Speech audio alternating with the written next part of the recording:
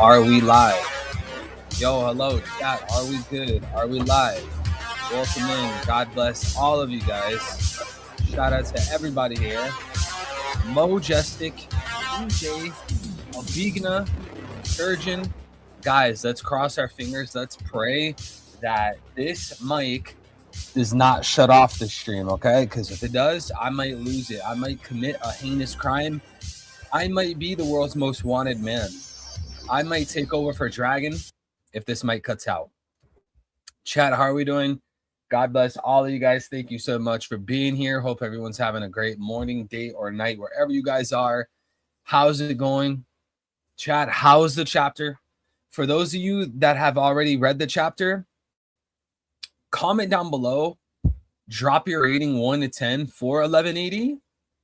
In the YouTube stream chat, I want to know, as well as update me, guys. How are you doing? How are you feeling, guys? Update me on your life. How is work? How's your relationships? How is school? How is everything? Chat, how are we doing, man? Hope you guys are doing great. We got Emu doing black magic this chapter, supposedly. Hey, I tried telling people, Emu and the Gorosei, even the Holy Knights, are introducing a new power system to One Piece. I tried telling people this. How long ago? Now we see apparently in the Japanese Raws for this chapter, Emu uses some kind of Japanese phrase. We'll talk more about this later, but basically Emu uses some Japanese phrase that's supposed to imply that he's using an evil form of hockey, which would be a new power system. But we'll talk more about that later. Young Smokey, God bless, bro. Jeffrey, God bless.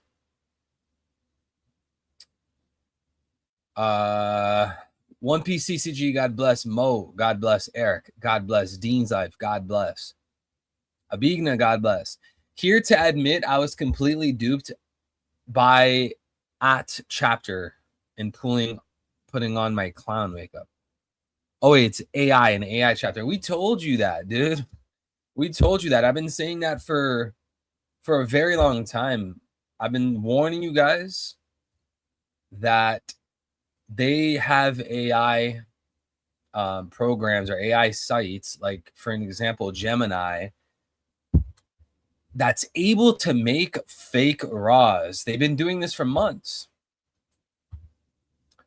So, Jeffrey, we tried to tell you, we tried to warn you, bro, that what you're posting is fake. I mean, what you were posting and what you were saying, that was before there was even a short summary. Like, bro, that doesn't even make sense logistically. No one's going to have the raws before the short summary's out. That's like, that'll never happen. It's technically possible, but that would never happen. You're never going to see the raws out before the short summary.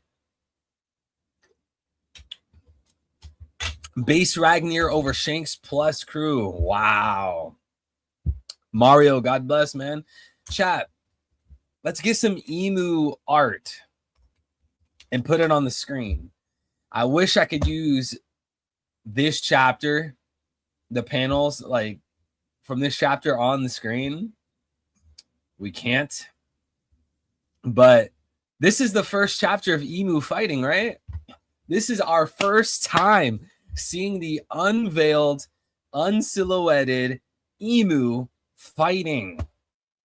Now, I hope Oda doesn't fumble this because, as you guys know,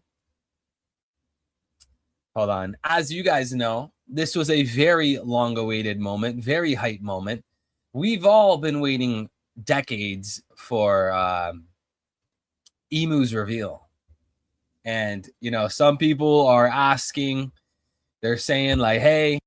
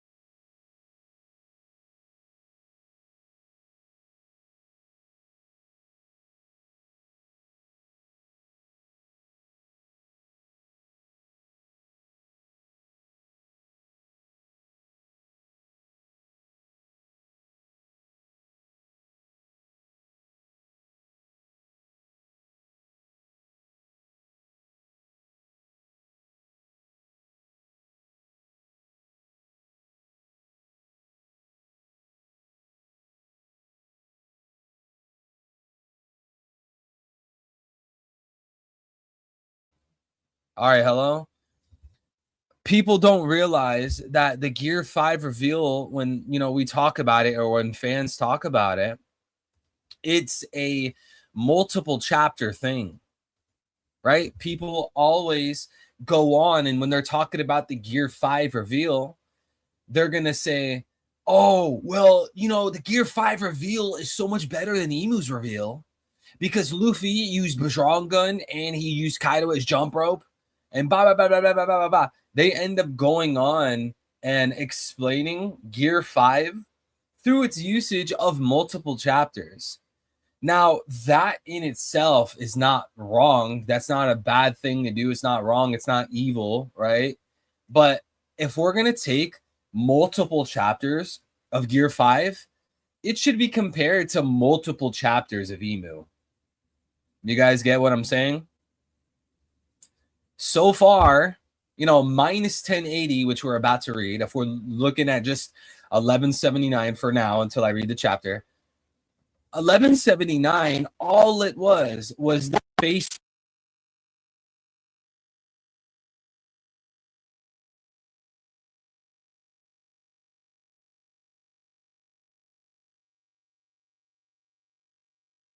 I gotta stop what I'm doing, bro. Chat. I'm not. We're gonna have to like.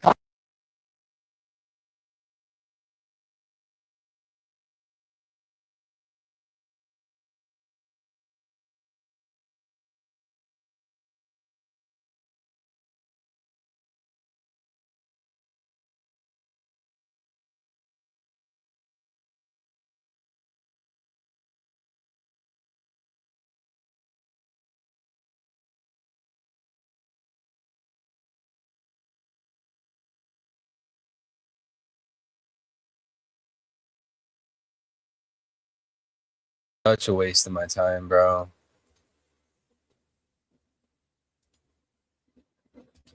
Gotta literally stop what I'm doing every 5 minutes. Chat. I'm gonna jump off. I'm gonna jump off of something. I don't know if I can say it on YouTube. Now, what was I saying, bro?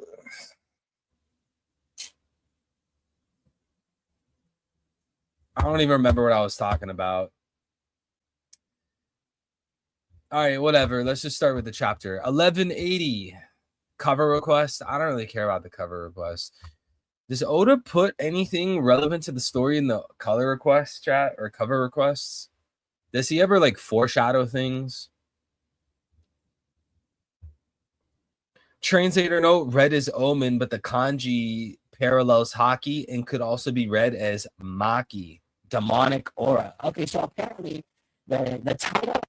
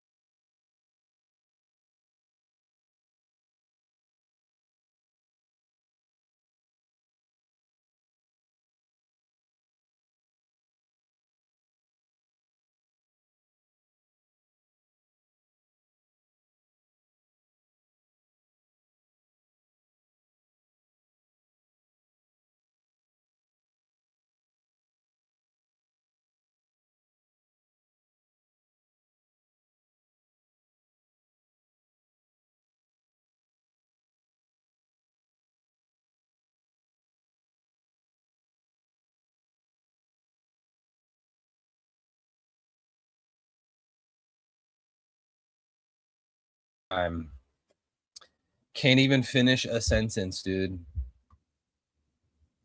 Muted, but still more credible than Young Smokey. Thank you so much, bro. God bless, man. Reboot PC. No way. Mind blown. Try your iPad. Dude, I don't want to stream off my iPad. The camera quality and the mic quality is horrendous. Smokey, it was King J. Thank you, bro. Appreciate it, King J. Yeah, so the title of the chapter is implying this new power system we foresaw for a very long time. We foresaw this ages ago. We even predicted that the Gorosei and Emu and all these guys would be using occult-like powers, occult-like abilities and attacks. We said this before Egghead, right? So we know through Brooks' time skip island, Namakura Island, these guys are trying to summon in Satan and they are using black magic. It clearly is going to amount to something in the One Piece plot, especially when you look at the symbol that's on the ground within Namakura Island. Guess what? That symbol was also on the walls, or a very similar symbol was on the walls of the Room of Authority. So we already had a pre-established idea. We had like this pre-established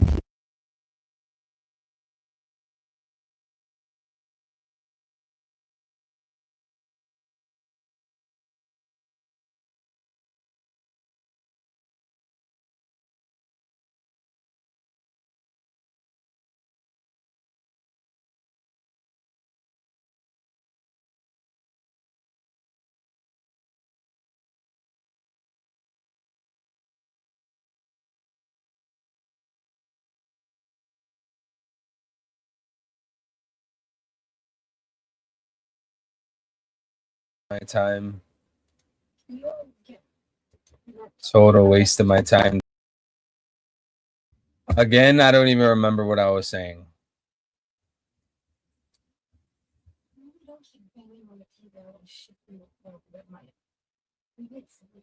Emu excels my expectation. That demon is unstoppable. Yeah, I mean, this Emu is fittingly the final boss of One Piece. Emu is fittingly at the dead center of the plot. There would be no One Piece storyline without Emu. It doesn't work. You could get rid of Blackbeard, bro. You could get rid of most characters, and the One Piece narrative, the world of One Piece is almost the exact same. You have to change the story completely to when you remove Emu, because the whole concept of this worldwide superpower of the world government is because of Emu. This whole idea of hiding the poneglyphs is because of Emu, Nika, Emu, blah, blah, blah, blah, blah, blah, blah, blah.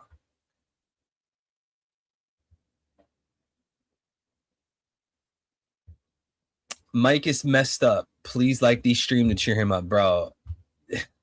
A quintillion amount of likes does not change how irritating this mic is.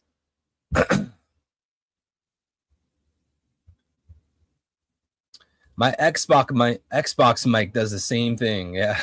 Now imagine you were live and this happened every time. Okay, let's just get the chapter over with, dude. Wait, does this chapter immediately start with the Emu double page? What? Or is the first thing I'm seeing is an Emu double page. Did they put the pages out of order on Kubari, or does it actually start with a double page? Let me get my like back. Yo, guys, does this chapter start with an Emu double page, or did Kubari mess up the order? Because I was quickly going through Ragnarok scans earlier just to see what was going on with it.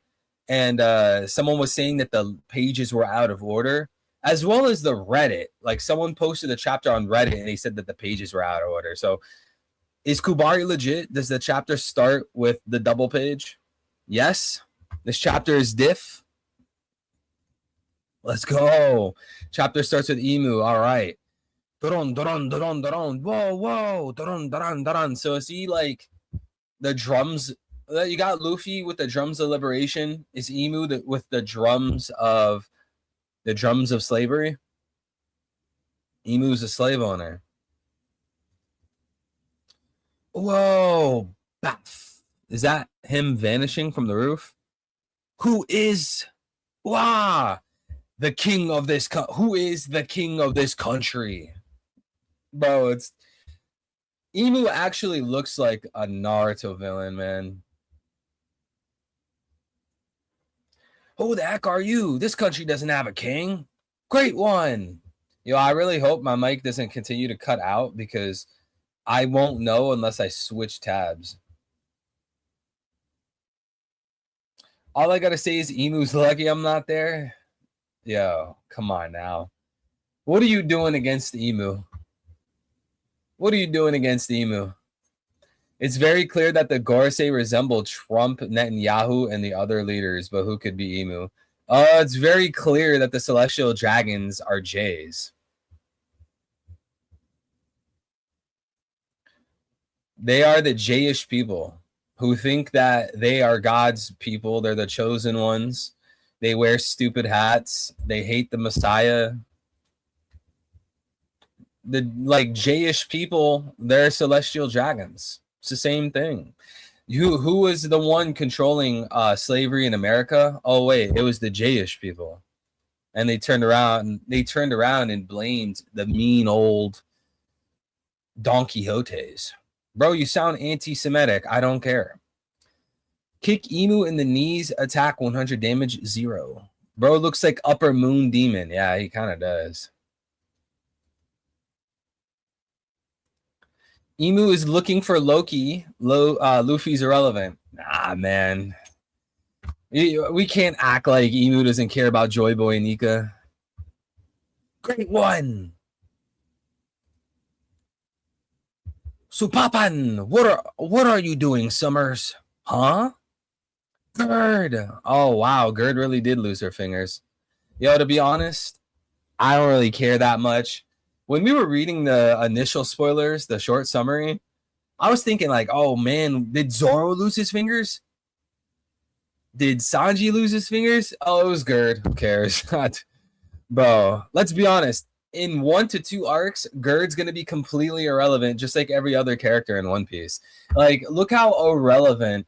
For an example, Ashura Doji. Bro is completely irrelevant. Once we leave Wano, who even cares about the Scabbards anymore? So, guys, don't worry. Gerd lost her fingers, but come Lodestar, come Laughtail, no one cares about Gerd anymore. Gerd! Wow! Her fingers, that maggot. Doron, ge. That's awful. What is he? Oh, look, is that Chopper freaking out? Got ring eyes. Uh-oh. You sound antiseptic. Well, thanks, I guess. Bro got 3 skulls around his tail. 1 on each level. Forgot who Gerd even was. Yo, God bless Guts. What did Gerd do to you? Yo, it's not that Gerd did anything to me. I'm just being realistic. Bro, no one's going to care about Gerd within like a chapter or 2. It's like, all right, Oda, I guess you can cut her fingers off, but like no one actually cares. All right, next page. Zoro? Zoro standing in front of Emu? Phew. Ba-boom, ba-boom, ba-boom, ba-boom. Are you another one of those knights? Ah, come on, Zoro. This dude is much, much, much stronger than a holy knight. Yo, Zoro, you're talking to the king of the world. You're talking to the man who took out Joy Boy and possibly Nika. Are you another one of those knights? Oh, dude, Zoro against Emu. Whoever he is, he's an enemy.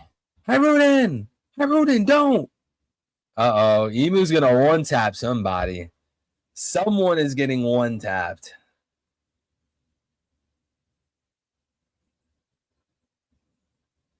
Someone is getting one-tapped. We don't know what's up with this guy. Wait, they're fighting each other? What an idiot. Oh, he lost his leg. Stanzen. Wow. Wait. Did Stanzen kick Hiruden? Wait, I'm confused.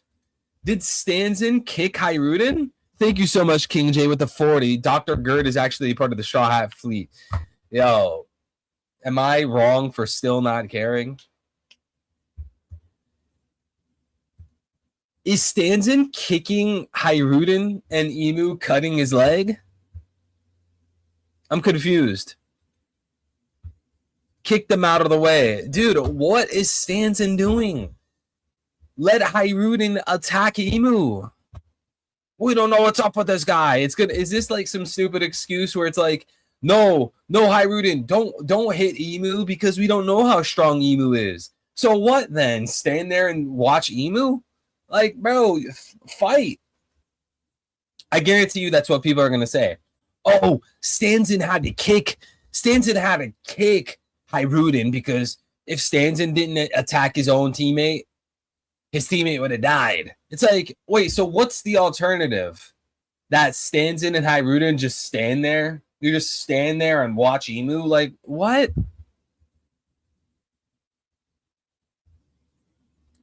Get away from him. Gwa, forgive me, Stanzen. Who is a King of Hell, 3-sword style, Purgatory. Oh, yo, Emu versus Zoro. No way. Yo, we're getting Zoro attacking Emu before Sanji attacks Emu. Dude, I thought these guys were I thought they were both equally the wings of the Pirate King. Where is Sanji in this? Purgatory. Onigiri. Okay, Emu blocks it. Okay. Omen. Whoosh. Got some black Amaterasu on his hand. Shing. That's like a bullet. Omen. Is it called Omen Shing or is Shing the sound effect? What was the name of the attack? Wait, I'm confused. Emu says Omen. The next panel, it says Shing. But the Shing is pointing to the flame. Was there... What's the named attack? Zoro! Oh, man. Yo, look at Emu just casually one-tapping Zoro. He flicked a bean. Pause. He flicked a bean at Zoro and one-tapped Zoro. Is Blackbeard going to flick a speck of darkness at Zoro to one-tap him? No. Blackbeard's not one-tapping Zoro in this effect, on this level. Blackbeard couldn't even low diff Law.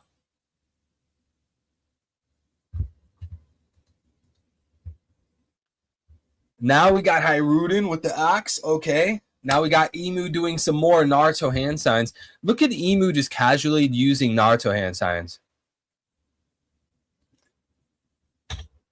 In page 7, look Emu back it like portal. Look at Emu's back. It's like a portal. Are you talking about like the ring thing? Boom, Hiruden. Okay, that's a much heavier attack on Hiruden, dude. Look, by the way, notice how with this big explosion from Hiruden against the buildings, we see Conqueror's Hockey Lightning there. Is this a mix of Devil Fruit plus Hockey? Or is this Evil Hockey plus Devil Fruit? A new type of hockey. Damn it. Wow, what are these black flames? Whoa, this is it. An omen. What's an omen? Whoosh. Okay, so Emu creates another ring. It's like going down onto Summers. Quickly, Summers. There's no time to waste. Yes, great one. Okay, and they both dip. Okay, and then, yo, they do like the Naruto jump. Yo, Oda's getting some inspiration from his BFF, Kishimoto. You guys know how Kishimoto, he loves to have the characters, they like do that jump. They jump into the sky, like kind of away from each other when it's time for them to go on the hunt or something. You don't really, I've never noticed Oda really do that often. You guys see on page 10, they're Summers and Emu, they're both like jump off. Okay, the houses go back to normal. Zoro, let's get in the building for now. Everybody, gather the injured and the kids who passed out. People of Elbaf, someone even more dangerous than the Gods Knights has appeared on the island. Stay alert. Yeah, you're talking about the king of the world. W3 girl, I muted myself. Mind if I interject? Go ahead. Omen is the name of the attack. Oh, so it's just because usually like a character will say omen, or they'll say like a prefix, they'll say like a word, ellipses, and then the second word or like a follow-up phrase. Like Zoro does that all the time, right? He literally just did that. So when we read what page number was it? Page 7, he says omen, ellipses. I figured that there would have been another word to make up the full name of the attack. Look at Emu flying. Got the black wings, got the weird sword, the ring above his head. Yo, Emu's character design is extremely exotic. That's how I would put it. Emu's character design is exotic. King J with the 40. Thank you so much, bro. God bless, man. Omen / Maki means evil aura. But is that related to hockey? That's my question.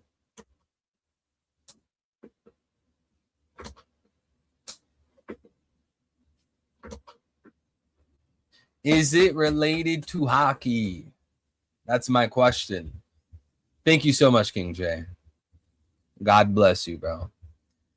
Man, Emu, though, like, guys, go to page 11 where Emu's flying.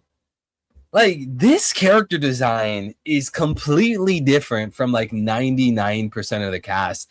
Like, when I look at this panel of Emu flying, it almost seems like this is a different manga. Like, maybe you had King and Kaido, they had horns or whatever. King had, like, the Lunarian wings, but this whole design of Emu is just very different. It's kind of strange. If you ask me, once Emu leaves Elbaf and the crew recovers, it's time for Luffy to get his final hockey upgrades. From there, head to Laugh Tale and find the One Piece, then gather their allies and sail on the Red Line. Yeah, I agree. We've talked about this many times on the stream. I think Laugh Tale is before Final War, and Laugh Tale is most likely end of the New World. Now, this is One Piece. This is what Oda has been building up. I mean, when I look at Emu's design, it's like so exotic, man. Like, look at this guy go to page 11 where there's the ring over the head and he's flying like Superman. It's like he has like these like tan skin with white polka dots. It looks like there's some kind of bracelet. I know some people said it's sleeves. I think it's a bracelet. What are those shoulder pads? It's like wearing a weird skirt. I don't know, man. Yo, I just got in. Final boss, we talking about BB, right? Yeah, I don't know what story you're reading, dude. No, related to Emu's demon powers. Okay. So it's not like hockey, it's related. Can you be like his double fruit? Is that what you mean?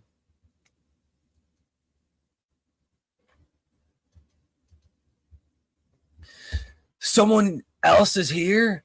So it's not over yet? Keep your weapons ready. I've had enough of all the fires and collapsing buildings. Yo, none of you fodder, including Hybridin, are going to do anything to Emu. I know I was just going off on Stanzen kicking Hybridin.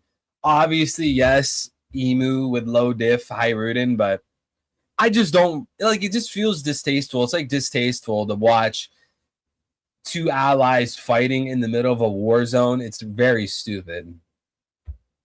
They should be on the same team. And bro got his leg cut off, so.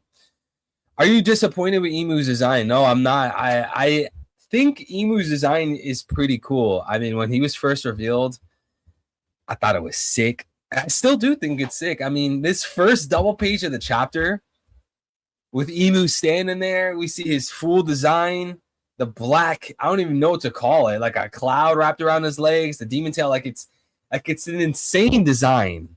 It's very unique. It's very interesting. It's very like fearsome, you know, but I just think like specifically page 11, it's like this guy's in One Piece. Like I get it. Yes, there's a bunch of characters in One Piece that that look strange. You know, there's other characters that, you know, a lot of them, you know, they look very goofy, they look very fantastical. I get all that, but Emu in particular, he has a very different design. There's not many characters that, like, the aura he has, the energy, the style he gives off is extremely unique. Emu's final boss, definitely.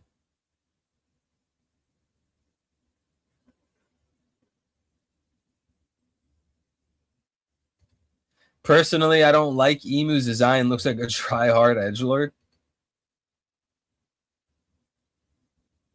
The strongest character in the verse is going to be Nika. Luffy, of course, will tap into Nika power, but the usual trope of the fruit taking over the user will come into play. Really? I think Luffy's like one with the fruit. With the whole Zoan choosing its owner type of thing. All right, anyways, let's continue. Emu's looking off to his side. There's some kind of block. Emu has an dude, that looks like the Akatsuki cloud almost. Clink. Gunko's in the ice. Emu's like shooting like a demon shadow, which reminds me of Gecko Moria, you know? Gecko Moria using the bats. It's very similar to what we see Emu using. These little shadow demons, which we saw earlier this arc, like the kind of nightmare monster type of things. Look at how big that explosion was just from one little, I don't even know what to call it, like a demon.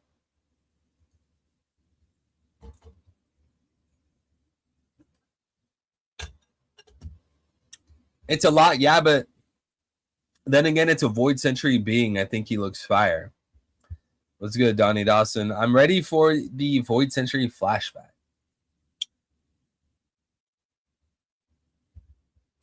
Emu collapse NL, no Diddy. Well, obviously. I don't think NL since pre-time skip climbs to Emu level, bro. Joy Boy level. Gabon's group near the lift, Realm of the Sun.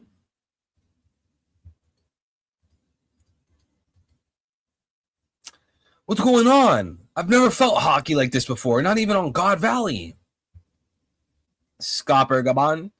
Yo, now that the dust is settled, Rayleigh is so much cooler than Scopper Gabon.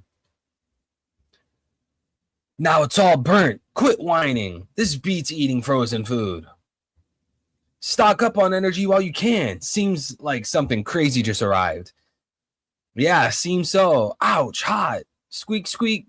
Look at Ragnar. Ragnar, that's King J's favorite. The kanji for Omen is Manki, aka evil or wicked hockey. King J was telling us it means aura, not necessarily hockey. Hey, what's going on? No idea, but this hockey's terrifying. If they're with the Knights of God, is their target? Huh? Great one. Wait, was Jinbei like interrupted? Did he like pause his sentence?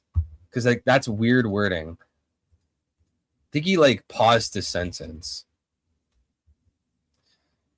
No idea, but this hockey is terrifying. If they're with the Knights of God, is their target? Huh? Okay, maybe he didn't finish his sentence. Great one! An omen! Thank heavens! Hey, who the hell are you? Sanji! That person's dangerous! Okay, Sanji's getting his shine. Alright, Sanji. Let's see what you do. Thank God Gunko's not here because it would have been an instant nosebleed. Sanji, that person's dangerous. Yeah, I mean, yo, look at Emu's arrival here. Black flames everywhere, conquers Haki, lightning. Who said you could free him? Okay, Sanji's kicking Emu. What? What is that? Emu kicking Sanji back? Bro, Emu's like 3 times bigger than Sanji. Like 8 times bigger than Sanji. Whoosh. Boom. Yo, why did Sanji take a way bigger explosion, like a way bigger hit than Zoro? Zoro got like a bean flicked at him, but look at the explosion that Sanji just got hit with. Sanji! I told you as well. I told you guys, Shabandi 2.0. This is Shabandi 2.0.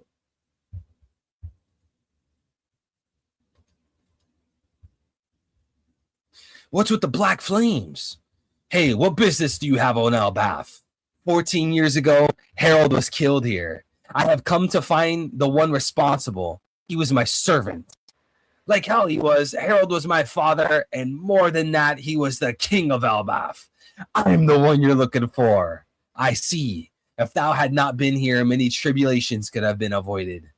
Where in the world would I be but Elbaf? Remember that next time, you dumbass. Whoa, yo, Loki said it against Emu.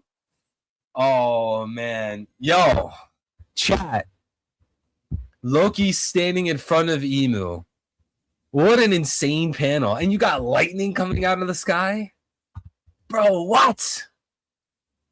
Imagine, guys, imagine reading Wano Weekly and someone's like, yeah, in 2 arcs, it's going to be the Elbaf arc. And in that arc, Loki is going to be like top 1. And he's going to be standing in front of Emu ready to fight him. I'm pretty sure 99% of fans would not believe that. You're telling me Emu's going to be revealed in 2 arcs? You're telling me Loki is top 1? Yo, no one would believe that. Seriously, who was predicting Loki would even be this strong in the first place? No one was predicting that. We all thought, oh, Loki, he's going to be a trickster kind of guy. Loki's going to be a trickster. He's going to be goofy. Ends up being one of the strongest characters in the entire story. And look at this power scaling from Emu, by the way. He said, 14 years ago, Harold was killed here. I've come to find the one responsible. He was my servant. Harold was your servant, and your servant got killed. Your servant was extremely powerful. Look at how your servant, Harold, went against Zebek. But time out. Loki killed Harold. So what does that say about Loki? It's a bigger feat than Blackbeard taking down the most nerfed Whitebeard. Not a lot of people had predicted it. Bro, that is total BS. That is not true. There were not a lot of people predicting, yeah, Loki's going to be top 1, bro, above everyone. Yeah, Loki's going to be so strong, he's going to kill his dad who's top 1. He's going to be stronger than Roxy's the back. Bro, no one was saying that. See, this right here is what I always warn people about. This whole concept of when something happens and then people claim, oh, yeah, we all knew that. It was all obvious. It's one of the most corniest, cringiest, dumbest positions, and I don't know why people still do that. It's like, the One Piece is going to be like a bowl of ice cream, and you're going to have people, yeah, bro, it was so obvious, man. We all knew the One Piece would be a bowl of ice cream. Like, no, you didn't, bro. You guys are literally making stuff up. You guys are, that has to be like ego. That has to be like pride and ego.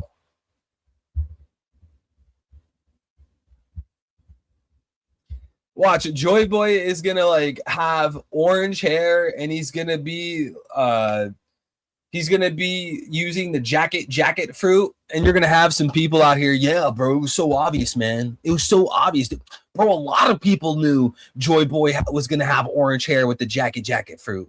It was so obvious.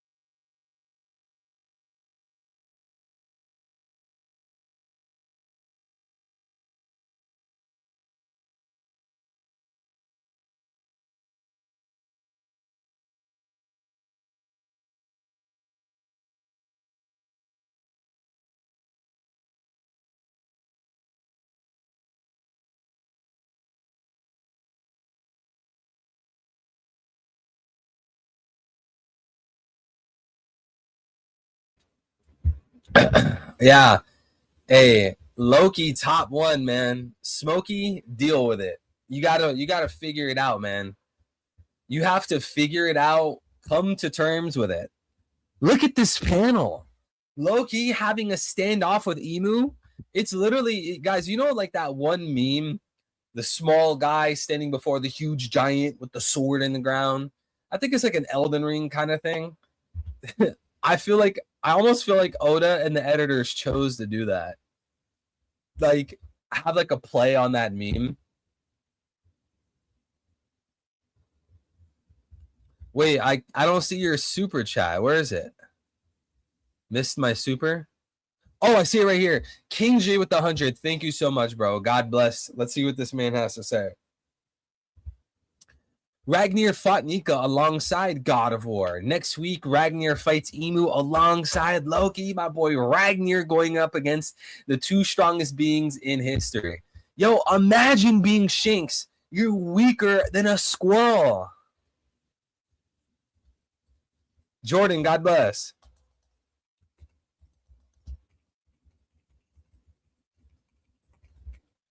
Yo, imagine weaker than a squirrel.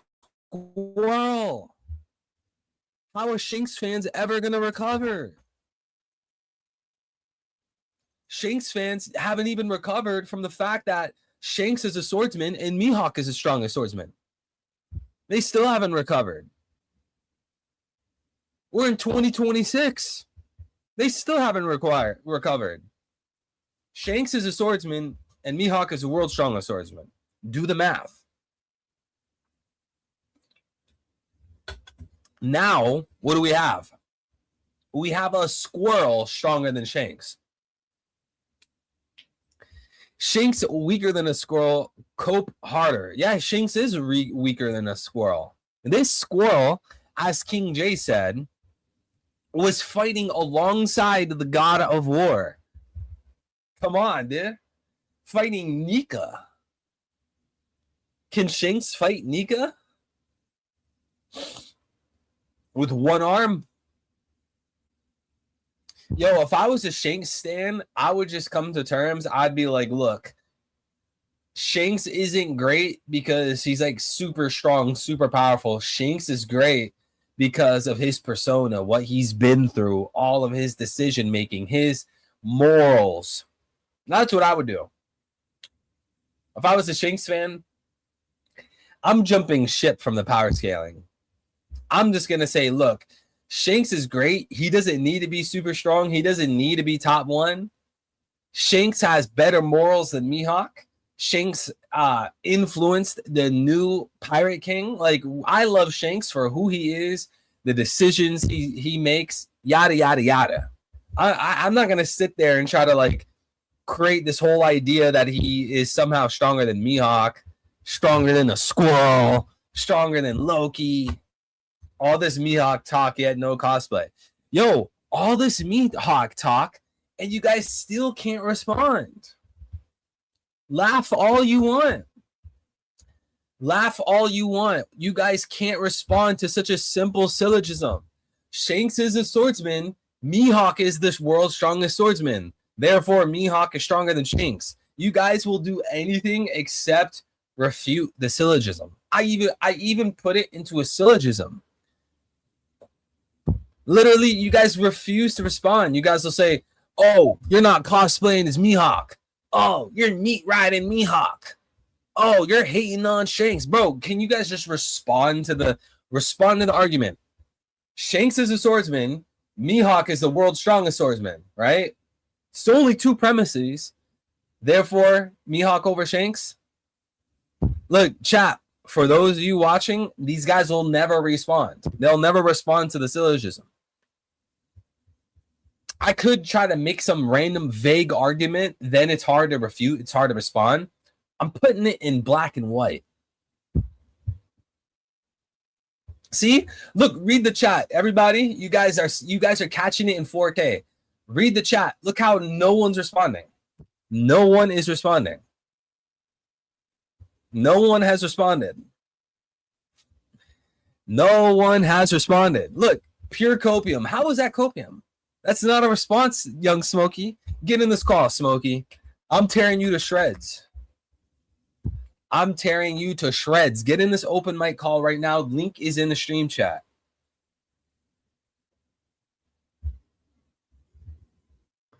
It's Loki versus Emu right now, my guys.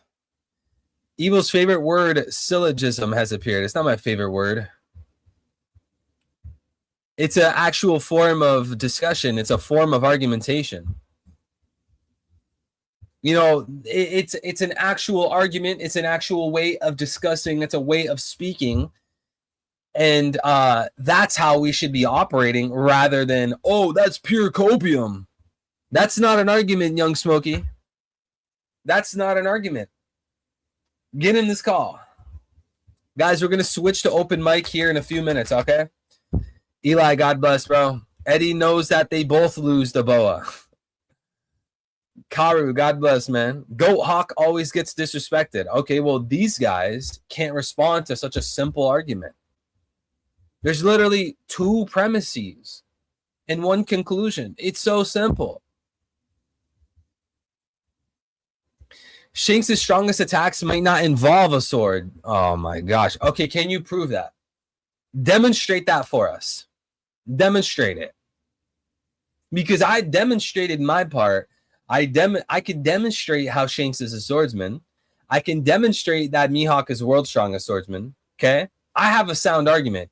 Can you demonstrate that Mihawk's strongest attack is not with a sword? Or is that a theory?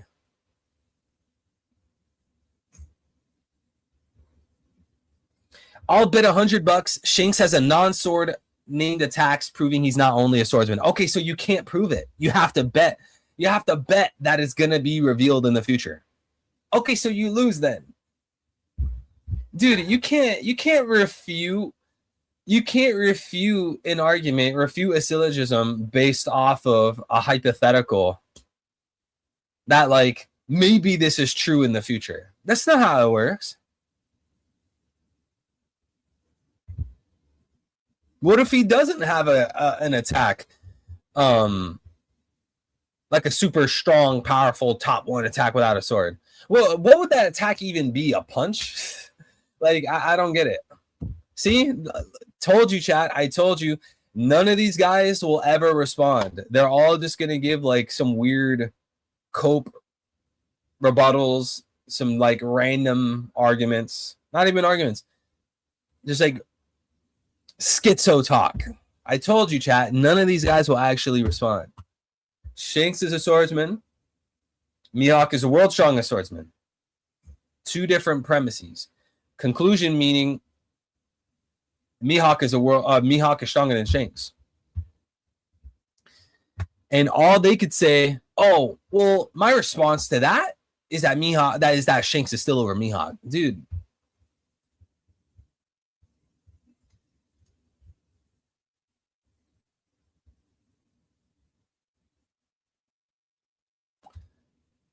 Kaido is called the strongest beast. Is Loki not considered a beast? Kaido is called the strongest beast. I mean, not Mihawk. Loki's more of like a giant, right? I don't think he's necessarily a beast. And I mean, I guess Kaido is an ancient giant, but I don't know. That's a good question.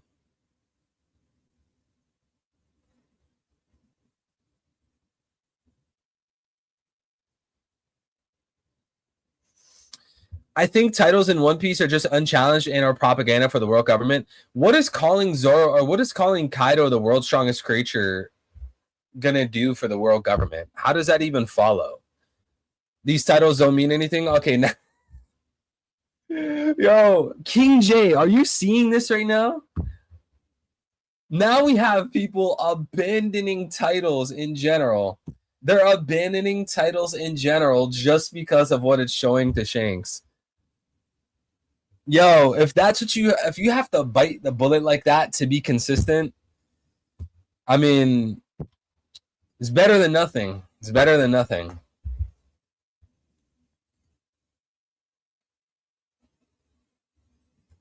He's an Oni. Sure. Mihawk said himself when he asked Luffy what his goal was, and when Luffy said Pirate King, Mihawk said, "Oh, a title greater than mine." Yeah, but that doesn't necessarily mean that Shanks is stronger than Mihawk. I'm assuming that's what you're trying to say because your previous message you said Shanks was over Mihawk. It's a non sequitur. How does that follow? Shanks isn't even the Pirate King.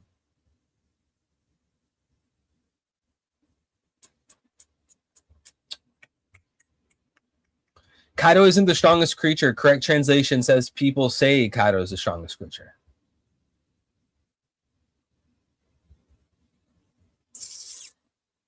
Bro, I come to the stream for the syllogisms.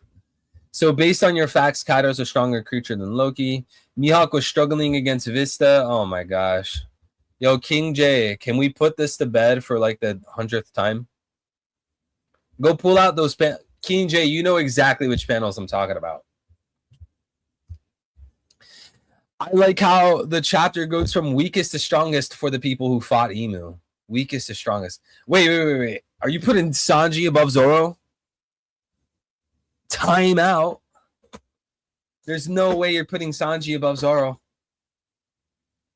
That is a crime. Shanks could be the strongest one-handed swordsman, though.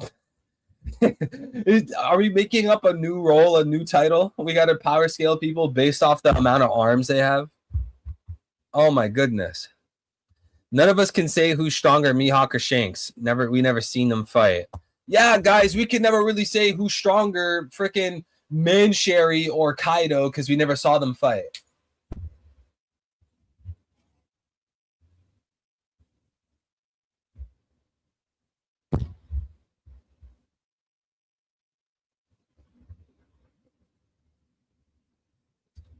He did better against Emu. Zoro blocked with his face. Sanji blocked with his leg. I mean, either way, they both took like a huge attack from Emu, and we didn't even see either one of them recover. We only saw like the impact. I don't really think there's enough to say who did better. Whether it's like in the face or in the leg, I don't think it really makes too much of a difference. I'm curious to see the recovery though, because I think Sanji's attack or the attack on Sanji, I almost feel like it was a stronger attack than what Emu threw at Zoro. The attack on Zoro was like a bullet to his chest kind of thing, or like a bullet to the face. But Sanji, it looks like he got nuked.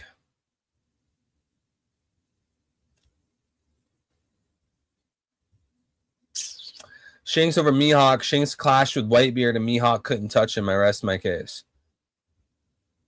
Zoro blocked the attack with the sword. Both will get up. That's why they didn't show Sanji and Zoro afterwards. Oda will never settle with power scaling debates. He wants us to constantly discuss power scaling. I mean, Oda wants us to constantly discuss like anything One Piece related. All right, guys, we're going to switch to the open mic section of the stream. I think we should do one caller at a time. We're going to do one caller at a time because StreamYard is notorious for having people unable to hear each other. And when people are unable to hear each other, they start talking over each other. And then that turns the voice call into chaos. We're going to take one caller at a time. So if you guys want to talk to me live on stream for a few minutes, one caller at a time, I have the link in the stream chat. Please be prepared with your comment, question, theory, or concern. Speak within reason. Please don't go on a whole 2-hour-long tangent. Respect our time, chat. The floor is yours. I'll let you say and argue whatever you want. Try to be concise. Be prepared with your question, your theory, whatever it is. We're going to go one by one. Let's start with Young Smokey. Yo, what's good? Yo, what's going on, bro? First, I have to do something. So, I am here. Hold on. I am here to formally acknowledge that I lost the bet to King J. One out of 6 bets that we have. I am sorry, Zoro. I am sorry, Sword God. I will never doubt your greatness again. Good enough, King J. Bet over with. Wait, what was the bet? The bet was on Emu clashing with Zoro first. I thought he would prioritize Nidhogg and Nika and go straight to Luffy and Loki instead of going through Zoro, Sanji, and them.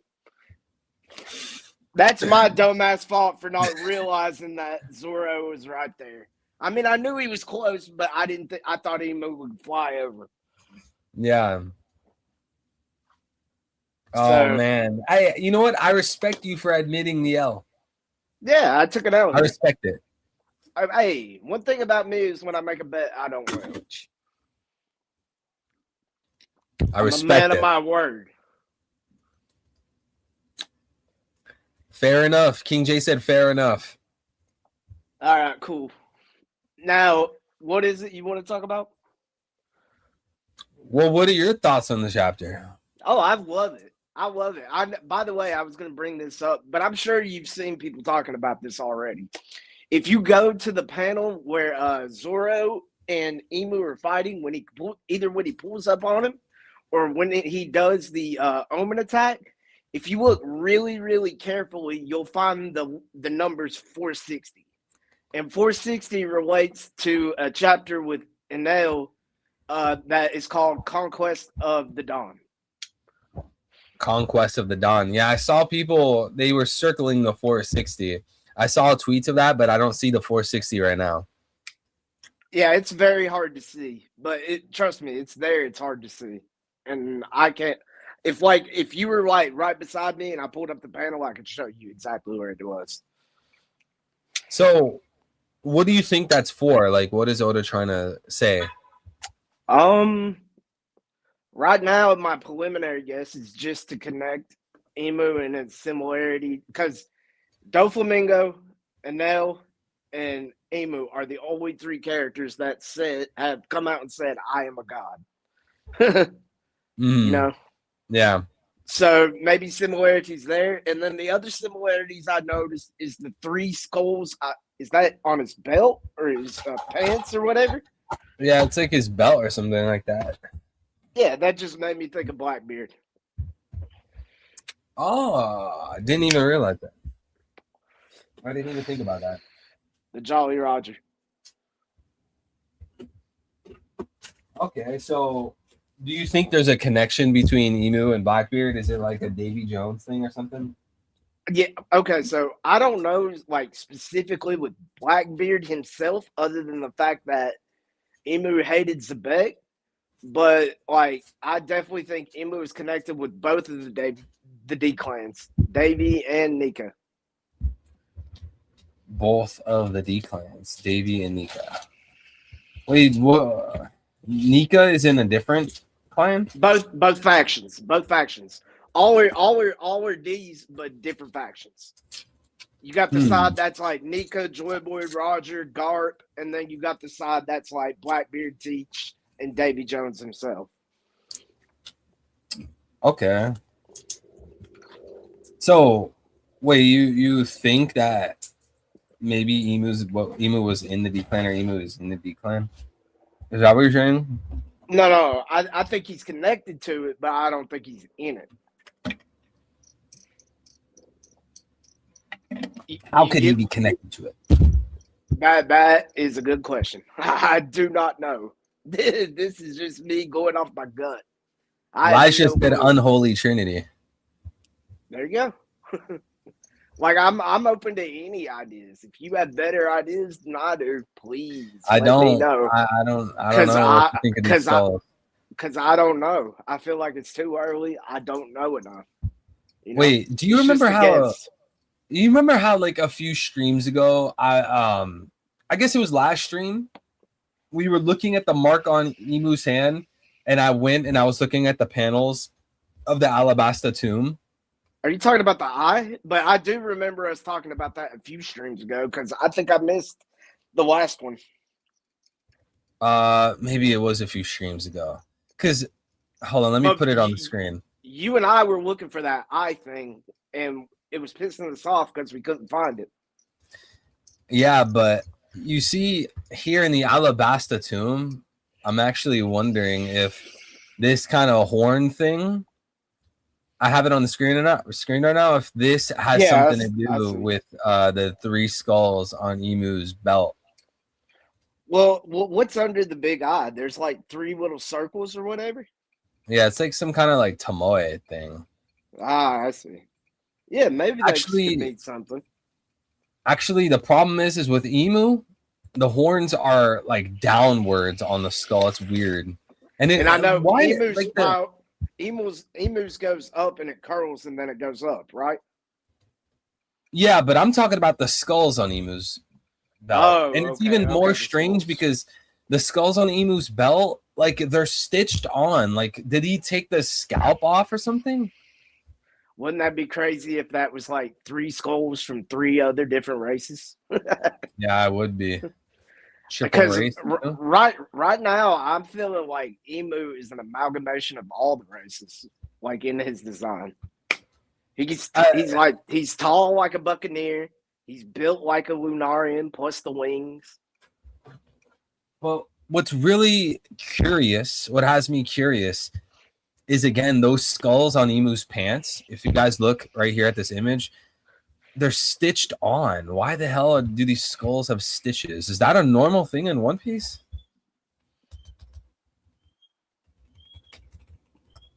What do you think about that, Smokey? I could see the top of the skulls. They got like lines going through them, like the top of the skull was stitched.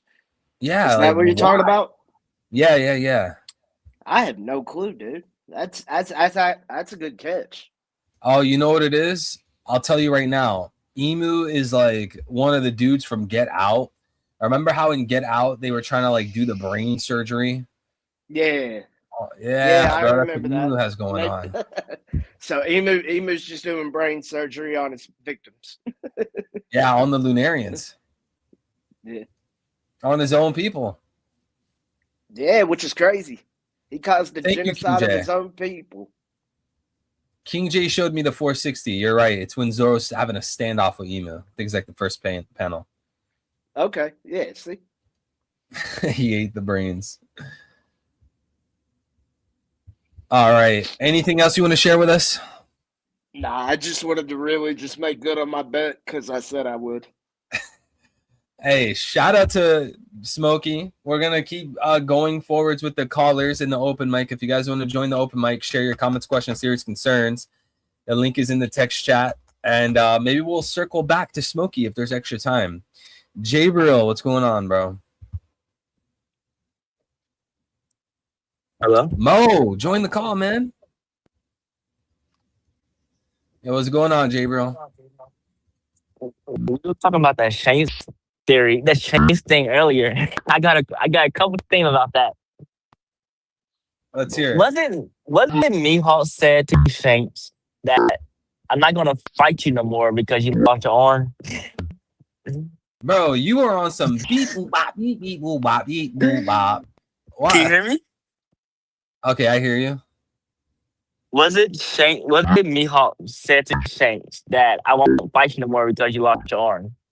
Bro, hold on. This is distracting. When you every 2 words you're going like Hold on, give me 1 second.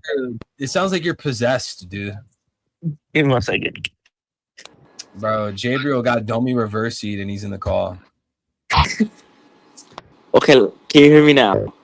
I hear you, but there's like this weird. It sounds like you're farting while you talk. Was it Mihawk that said to Shanks, I won't fight you no more because you lost your arm? Hold on, bro. I really want to respond to you, but bro, it sounds like you're burping while you're talking. Like I hear you, but there's an extra sound. Okay, I'm sorry, bro. Say that one last time. Last time, I promise. Wasn't Mihawk said to Shanks when he gave Luffy first bounty to Shanks? Then he said, I won't fight you no more because you lost your arm. Yeah, I guess, yeah. Hey, you talking about titles, right? Was it? Was did the world government gave a title to Buggy for no reason because they thought something was there but wasn't really there? For Buggy, I mean, I guess, but I feel like that's For a very that's a very unique situation.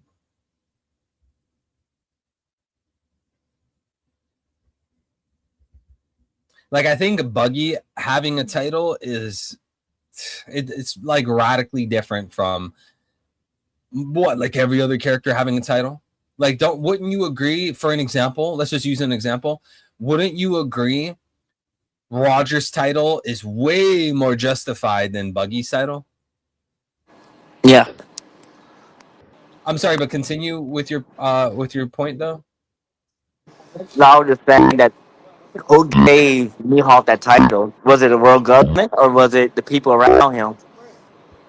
I don't know if we actually know who. King J, do we know who gave Mihawk the title?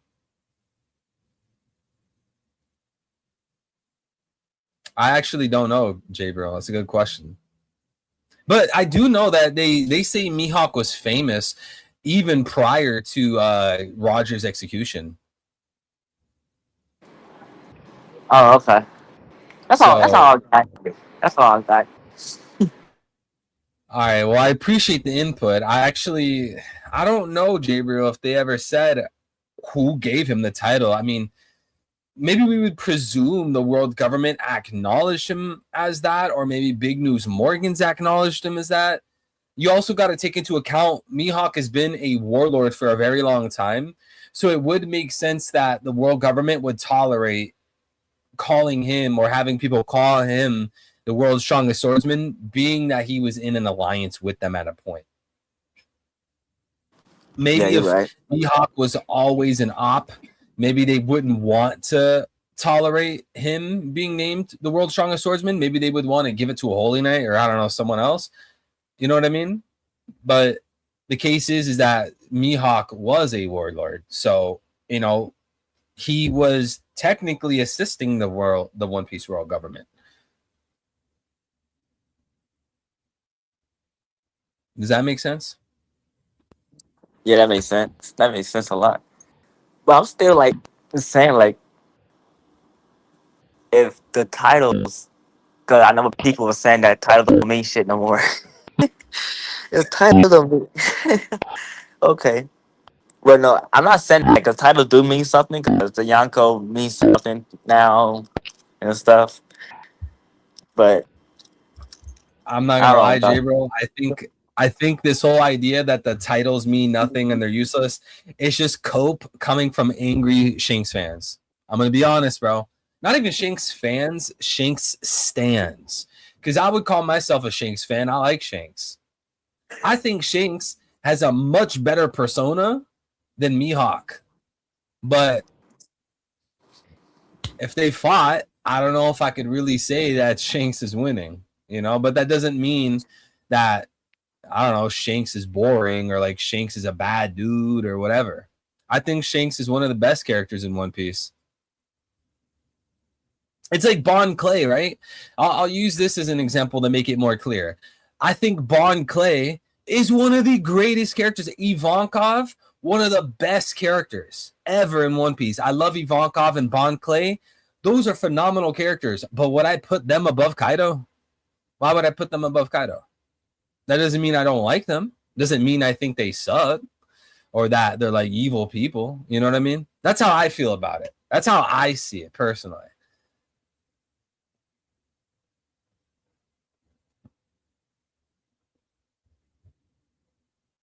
Bro, shilling for the alphabet people? No.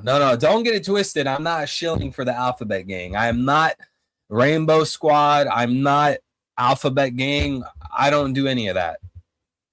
Thank you, Jabriel. God bless your soul. We're going to move on to the next caller. If anyone wants to join the stream, call and share your comments, questions, theories, concerns. The link is in the text chat. Come talk to me about One Piece, geopolitics, religion, whatever you want.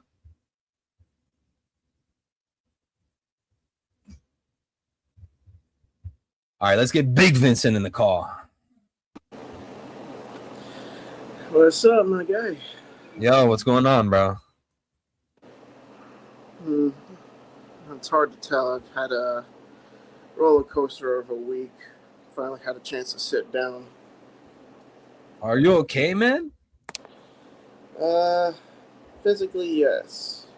Mentally, no. It's just been one of those weeks, man. I'm sorry to hear, bro. Hopefully, we could cheer you up along with the chapter. Yeah, I mean, I love this chapter. I mean, Emu came in and just took everybody out. And I really like his design here. It's definitely worthy of final boss. Yeah, he doesn't have like some super plain kind of, like a filler. Like when you start like some random manga and there's like always those filler characters at the very beginning that'll never reappear. Like he has there's a lot of attention, a lot of detail in his design, right? Yeah. And what you were saying about the three skulls there, I'm not sure what their deal is, but in my mind's going into like substitute hearts. Like if one of them is broken, he loses a life. And that might not be the case. It's just my mind thinking of what his design is. Right now, it's just the same rules of three that Oda has just been putting out throughout the entire story. But I also particularly like the white bumps all over his body. They remind me of Killmonger from Black Panther. Do you remember that? Killmonger from Black Panther. I never watched Black Panther. I'm not gonna lie. Let me look it up though. Killmonger? Yeah. Oh wait, is that like the main character? That's like the antagonist. Wait, he's an antagonist? Yeah, I think it's this guy was the main character. I think it's Michael B. Jordan that plays him. Huh. Okay. So you said, I'm sorry, who reminds you of Killmonger? Emu with the white bumps, because Killmonger also has white bumps on his body. Yeah, okay, I see what you mean. The white spots on Killmonger. It's like Emu's white spots. Yeah. Huh. I wonder if that's Oda's way of foreshadowing that Emu will be Michael B. Jordan in the live action. Bro, I got some bad news for that, man. Yeah. No, but I saw someone, I don't know if you saw this. I think there's like some African tribe, and I guys, I don't mean to be disrespectful if I say this wrong. If I have this mistaken, I mean it in all due respect. I just don't remember it too well, but I saw someone, maybe you saw this, Vincent. They had like some African tribe that does like some kind of magic or voodoo witchcraft kind of stuff, and they paint white spots all over their body, and people were comparing it to Emu. I don't know if you've seen anything about that. I know of several different like witch doctor tribes that do that kind of thing, but I forget the name of the one that does like bumps there. I think they're supposed to be like their versions of tattoos. Okay. Like I was saying, for Killmonger, that's for like how many bodies that he has collected throughout the years as an assassin. So this could be how many Joy Boys or Davy Joneses Emu has taken out throughout the 9th century he's been up. And he put a circle for each one? Basically. Dude, he's killed a lot of Joy Boys. Holy crap. Another thing that I liked about Emu is his weapon. It's definitely like giving us more connections to him and Nami because it works the same as the Climateact with that cloud that you mentioned before. Oh, that's true. I didn't even think about that. It's like his demonic Climateact. Yeah. I didn't even think about that. Bro, how do you always come up with like these super creative ideas and connections? I didn't even think about that. I mean, you just gotta observe very carefully, like with what Smokey said about the 46. I still haven't found that yet, but it's in It's on page 5. It's the very, very, very first panel of Zoro and Emu. If you look to Zoro's right sword, it's right there. I wish I could put it on the screen, but Right. just go to the very, very, very, very first panel of Zoro and Emu. It's at the beginning of a page, at the top of a page. Okay. You see Zoro's back and Emu's front. Okay. And it's the panel before Summers with his heart. Okay. While you search for that, King J with the 100, thank you, bro. King J says, unlike other titles, Mihawk's title is Zoro's dream. Shanks being stronger means Zoro has to take down Shanks. Y'all realize how retarded that sounds? Okay, yeah, I see it. It's right there in between Zoro's right arm and Emu's leg. Correct. Okay, I see it now. Pretty interesting, right? Yeah, it is very interesting. And other things to note is that it seems that hang on, I forget where I was going with that one. The Just, 460? No, not the 460. I was talking about the Omen part. Oh, the Omen. Yeah. Just this power here is interesting because it seems like that they make it seem like something completely devoid of hockey. Like this is its polar opposite. Which could make sense because it doesn't seem like any of the Holy Knights know how to use hockey. They probably just rely on Omen. Mm-hmm. Which would probably explain why the heart looks the hearts of the Holy Knights look metallic. Maybe it's an artificial heart that contains the flames of Emu, like how the Mother Flame works. So they get a piece of Emu's power through tech, basically, which mean that the parts that they constitute as their body are mostly magnetic and drawn towards the heart. Yo, imagine Kid comes back. On this note of the Omen, there's a movie called The Omen. Obviously, chat, Omen is like a concept in like think about like Satanism, witchcraft, stuff like that. But The Omen is a 1976 supernatural horror film directed by Donner and written by Seltzer. Blah, blah, blah, blah, blah, blah, blah. The film's plot follows Damien Thorne, a young child replaced at birth by his father, unbeknownst to his wife, after their biological child dies shortly after birth. A series of mysterious events and violent deaths occur around the family, and Damien enters childhood. They come to learn he is, in fact, the prophesied Antichrist. Now, I wonder, is there any possibility that Oda's been watching this movie, Oda's been thinking about this movie, or is Emu and this Omen stuff just kind of like vague, evil, demonic guy kind of stuff? I mean, for me, it's for sure Oda takes inspiration from all forms of religion, and Omen was obviously a big favorite of his because he based it off of his final villain. And the way that it seems to look throughout the whole chapter, it seems to be just a proximity thing with the Omen. And also with him separating. It's kind of like that's kind of like the Domi reverses, right? Because like Emu's Domi reversing someone in like this black area, so it is kind of like a proximity thing. Like someone in like Water 7's not getting Domi reversed if the black circle or black abyss is in Elbaf, right?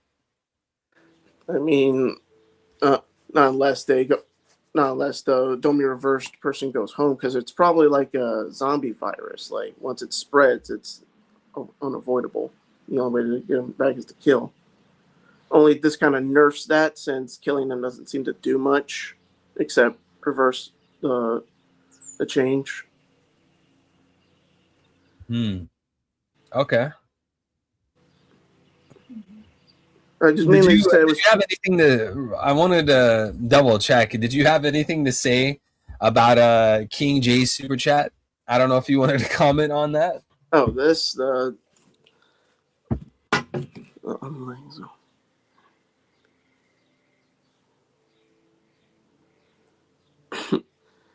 I have no words for that.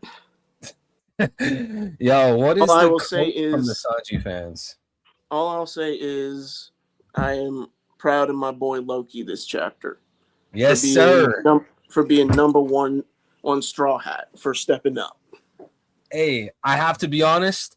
Of course, King J has been one of the biggest Loki supporters, but if I'm being honest, I think you are the OG Loki supporter. So you have been eating this whole arc. You have just Yes, I been have. Now I'll be reveling eating in next, trophies.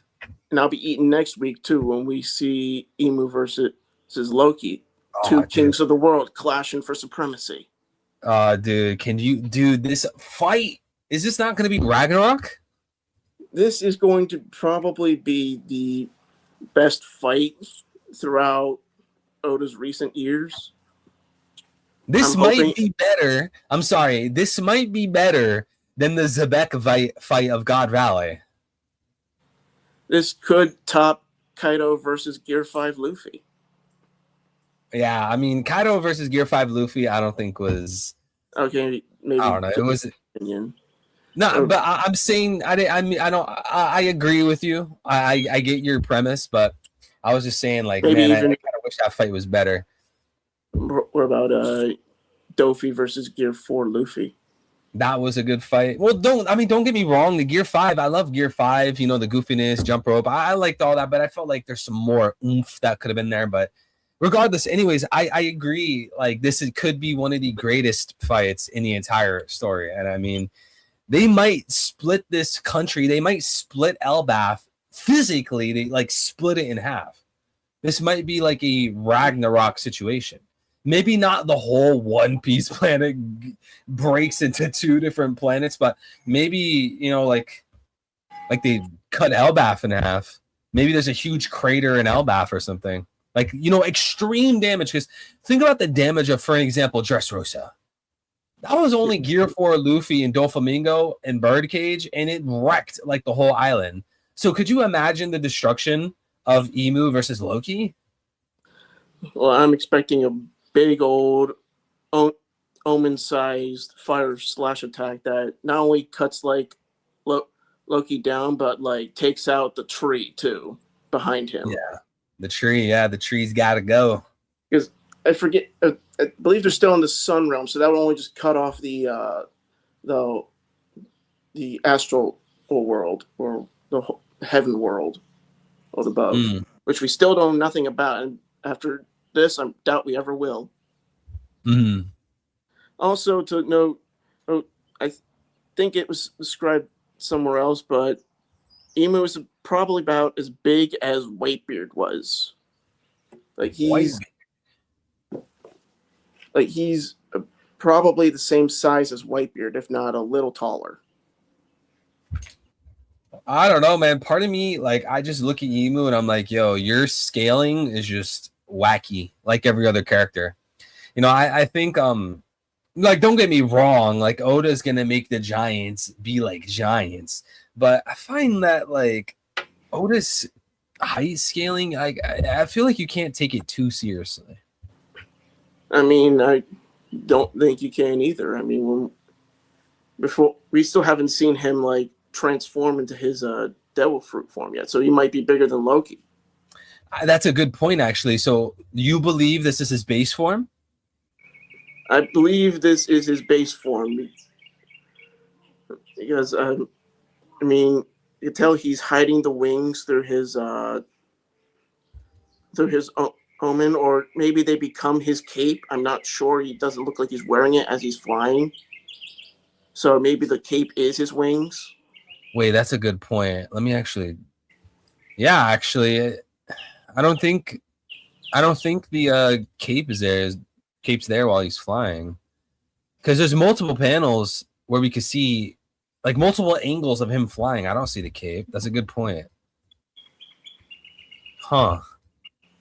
So would you lean more towards the cape being the wings, or would you lean towards no, the cape and the wings are separate? Like, those are two different.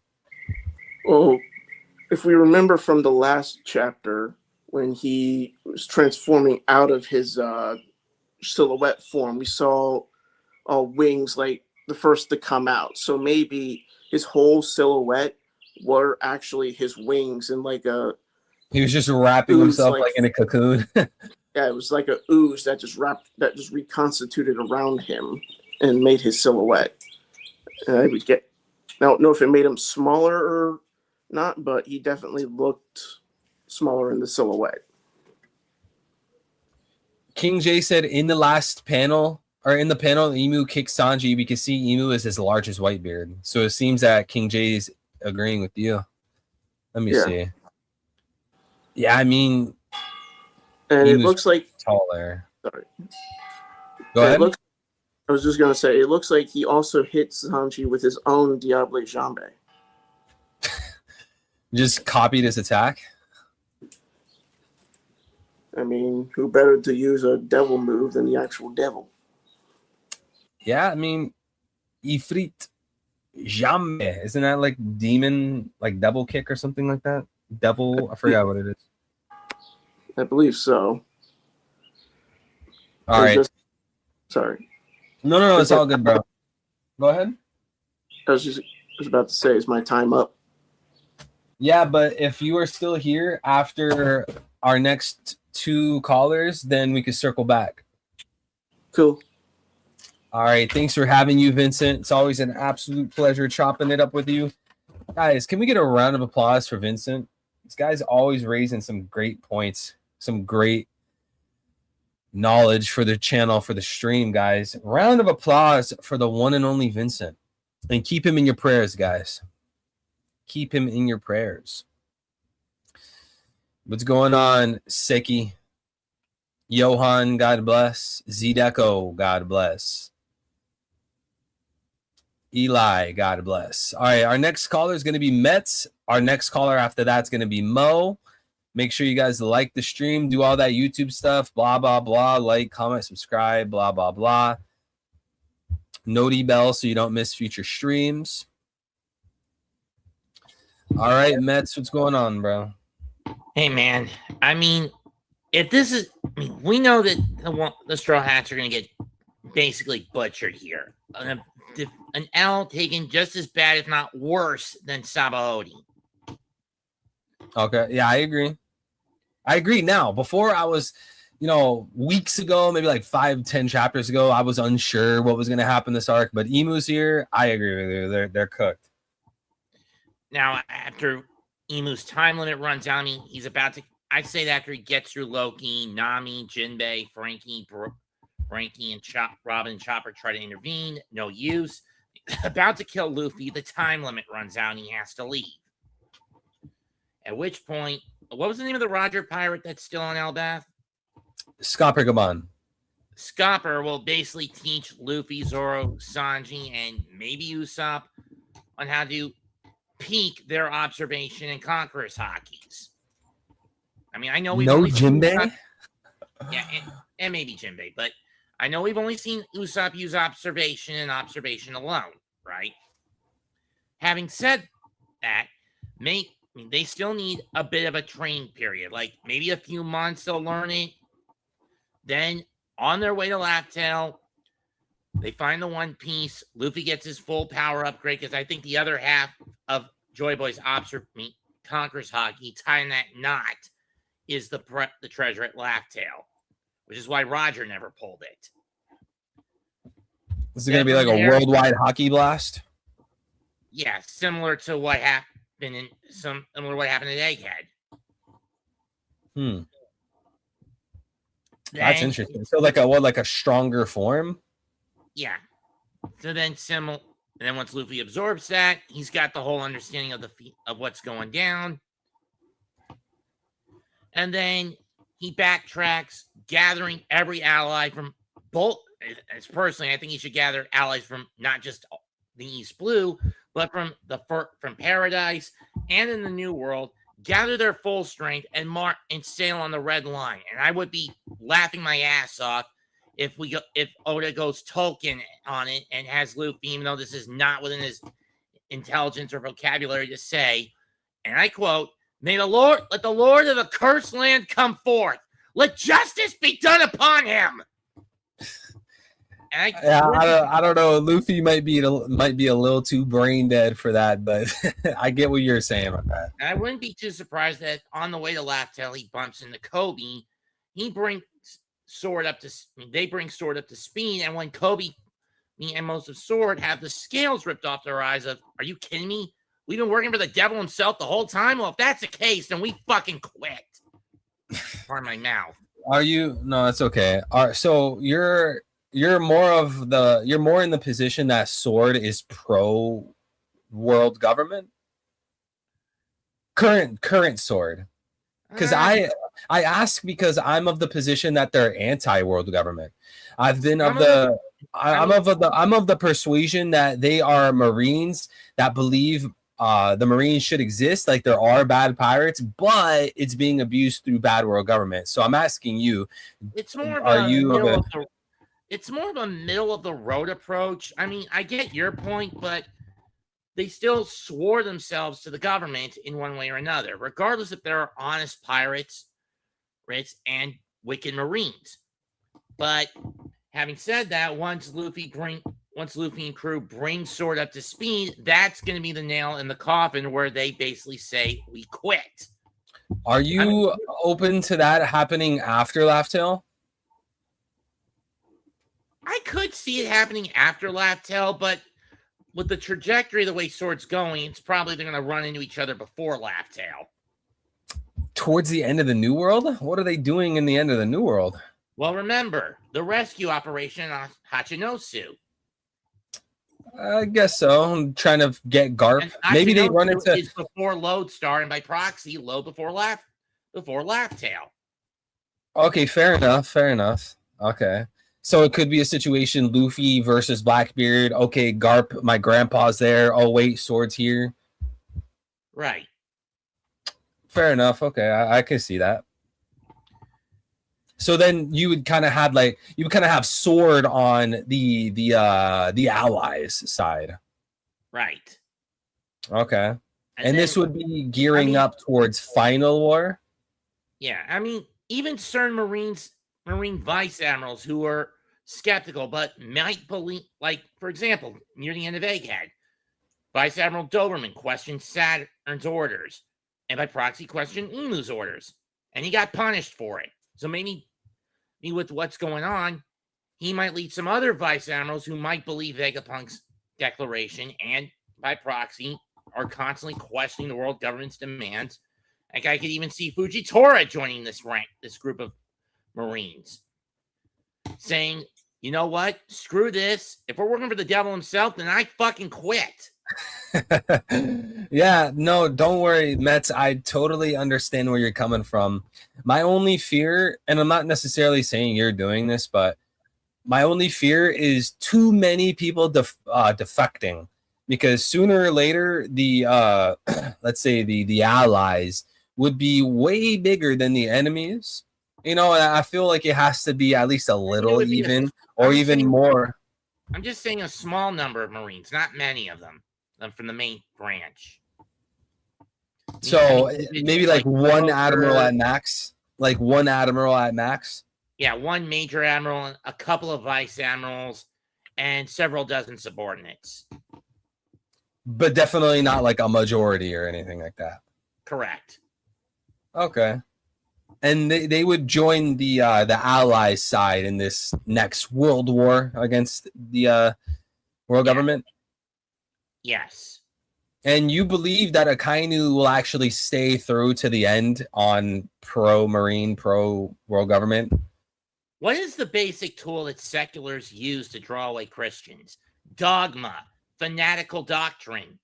And Akainu bought into that doctrine of absolute justice or enforcing justice while abetting corruption. Hook, line, and fucking sinker.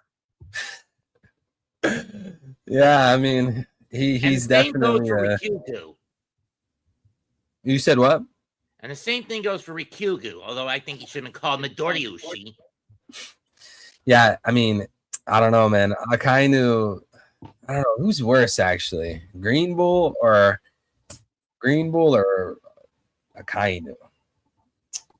I mean, I don't know. Green Bull, more because of him killing Ace and destroying Yeah. Robin's home. but You're muted again.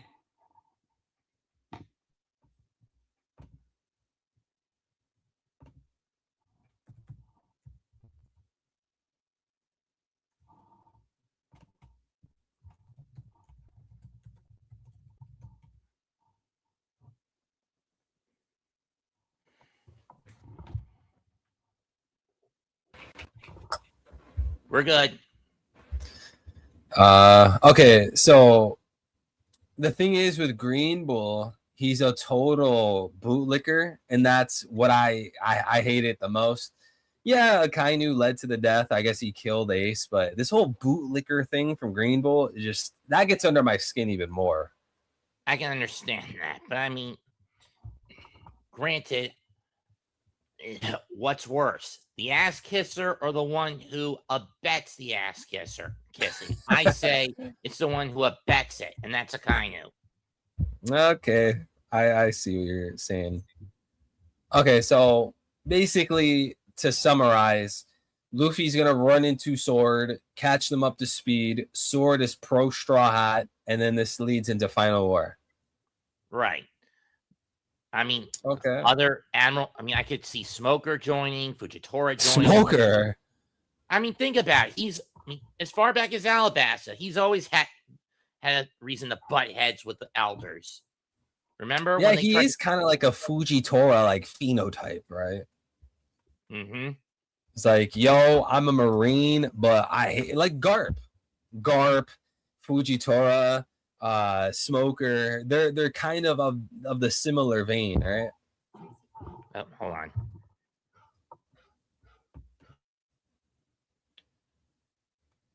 You know, guys, we got. Oh, hopefully I don't throw Mets off. You have Garp. We have Garp, Smoker, Fujitora, Kobe. We got these guys that they know there's bad pirates. They believe in what's supposed to be the concept of the Marines, but they don't like the abuse going on behind the scenes with the world government, right? Or the abuse within the system by certain corrupt officers. Or that, yeah. So but my point was that we have these characters in a similar vein. Now, my question is, are all of them going to jump ship or just a few of them? Because we got Smoker, Garp, Fujitora, Tashigi, Kobe, Helmeppo, Kobe, the rest of Sword. Now Vincent makes a good point. Even Kizaru a little bit, but now this is the part where, like what I was saying earlier, if we have way too many people, yeah, it'll be a problem if there's way too many people defecting. You know, especially if it's notable people, because then to me it feels like, okay, well, what's Final War then? Just versus Emu? Like it's supposed to be a war. You're supposed to have you got the top 10 commanders and then the bottom 20 commanders versus the other side's top 10, their top 20, blah, blah, blah, blah, blah. You know what I mean? But if there's too many people that defect, it just kind of feels like the whole world versus Emu. And that's not really like a war. I mean, I guess Emu could spawn it could be like Naruto where, there was a million Zetsus. So Emu could spawn a million demons, but or it could be like FMA. I was going more down the FMA Brotherhood road. I'm not hip to that. Basically, the main antagonist is this homunculus known as the Dwarf from the Flask, or calls himself Father, the creator of the homunculi, who's actually made from the blood of Ed and Al's father, von Hohenheim. And they learn of a promised day where they turn the whole country of the Mestris is a giant underground philosopher's stone. And he plans to use it to basically swallow the power of that which he assumes is God. 50 million souls. There's some in the military like Mustang, Hawkeye, Armstrong, both Major Alex Louise Armstrong and his older sister, General Olivia Mira, her entire troop in Briggs, Mustang's team, and the entire Eastern Command structure that are standing up against the forces of Central, because it's the Central forces that every incident that leads to a new point in the circle causes insurrections, drop forces that are trying to fix things out, and make everything worse. So, and there were some soldiers that were not in the know of this on the central side, but there were some higher up generals that were in the know of it, and wanted immortality. So you think this would be similar to One Piece in the sense that, like, there's going to be similar people that want the immortality from Imu? If you mean similar to Full Metal Alchemist, then yes. Mo D. Jester with the 2. Thank you so much, Mo. God bless, man. Yo, Mo, get back in the call. And I wouldn't be surprised that if another Elder falls, whether it's Mercury, Mars, Jupiter, Garland. Summers, please. Let Summers get clapped. Yeah, that was screwed up. I mean, personally, Zoro should have destroyed that heart when he had the chance. I mean, this is the point where those Straw Hats need to throw the stereotypical shonen hero no-kill policy out the window. You're getting fed up with that, aren't you? I mean, we've seen it in Naruto, we've seen it in One Piece, Hunter x Hunter, Full Metal Alchemist to some levels. I mean, sure, Dragon Ball has the shonen hero kill the villain, but it's irrelevant when the Dragon Balls can be used to bring people back on both sides. Yeah, I mean, you got a point. I don't know, man. Oda, I think it's like for Oda, it might be like the sunken cost fallacy, where he's like, you know what? I already spent 1,200 chapters refusing to kill. I might as well just finish the story off like this. I put way too much in the story, avoiding the Straw Hats from killing people. I can't ruin it. Like, I sacrificed so much, I might as well just finish off like this. You know what I mean? And when you think of Naruto, you know how many he legitimately killed on his own? How many did he kill legitimately? Naruto, 0. Who was it? Kakuzu. Kakuzu's dead? 5 hearts. You had to destroy every single one of them in order to kill him. Wait, are we thinking about the same character? Yes. I thought that was Shikamaru that fought Kakuzu. He fought Hidan. Oh, wait, it was Hidan. You're right. Yeah, I mean, I guess so, yeah. Yeah, I do remember that. Character Naruto legitimately killed. But even then, it felt kind of like it was very masked, you know? It didn't feel like a kill, like, oh, he killed him, you know? It felt kind of, you know what I'm trying to say? It's like, it wasn't clear, it wasn't blatant, like, oh, Naruto killed him. I know, but I'm just saying that's basically only the one legit character he has killed. The only I'm agreeing with you. I'm agreeing with you. I'm saying that it's even worse. Where its main character does have a legit kill count is Yu Yu Hakusho.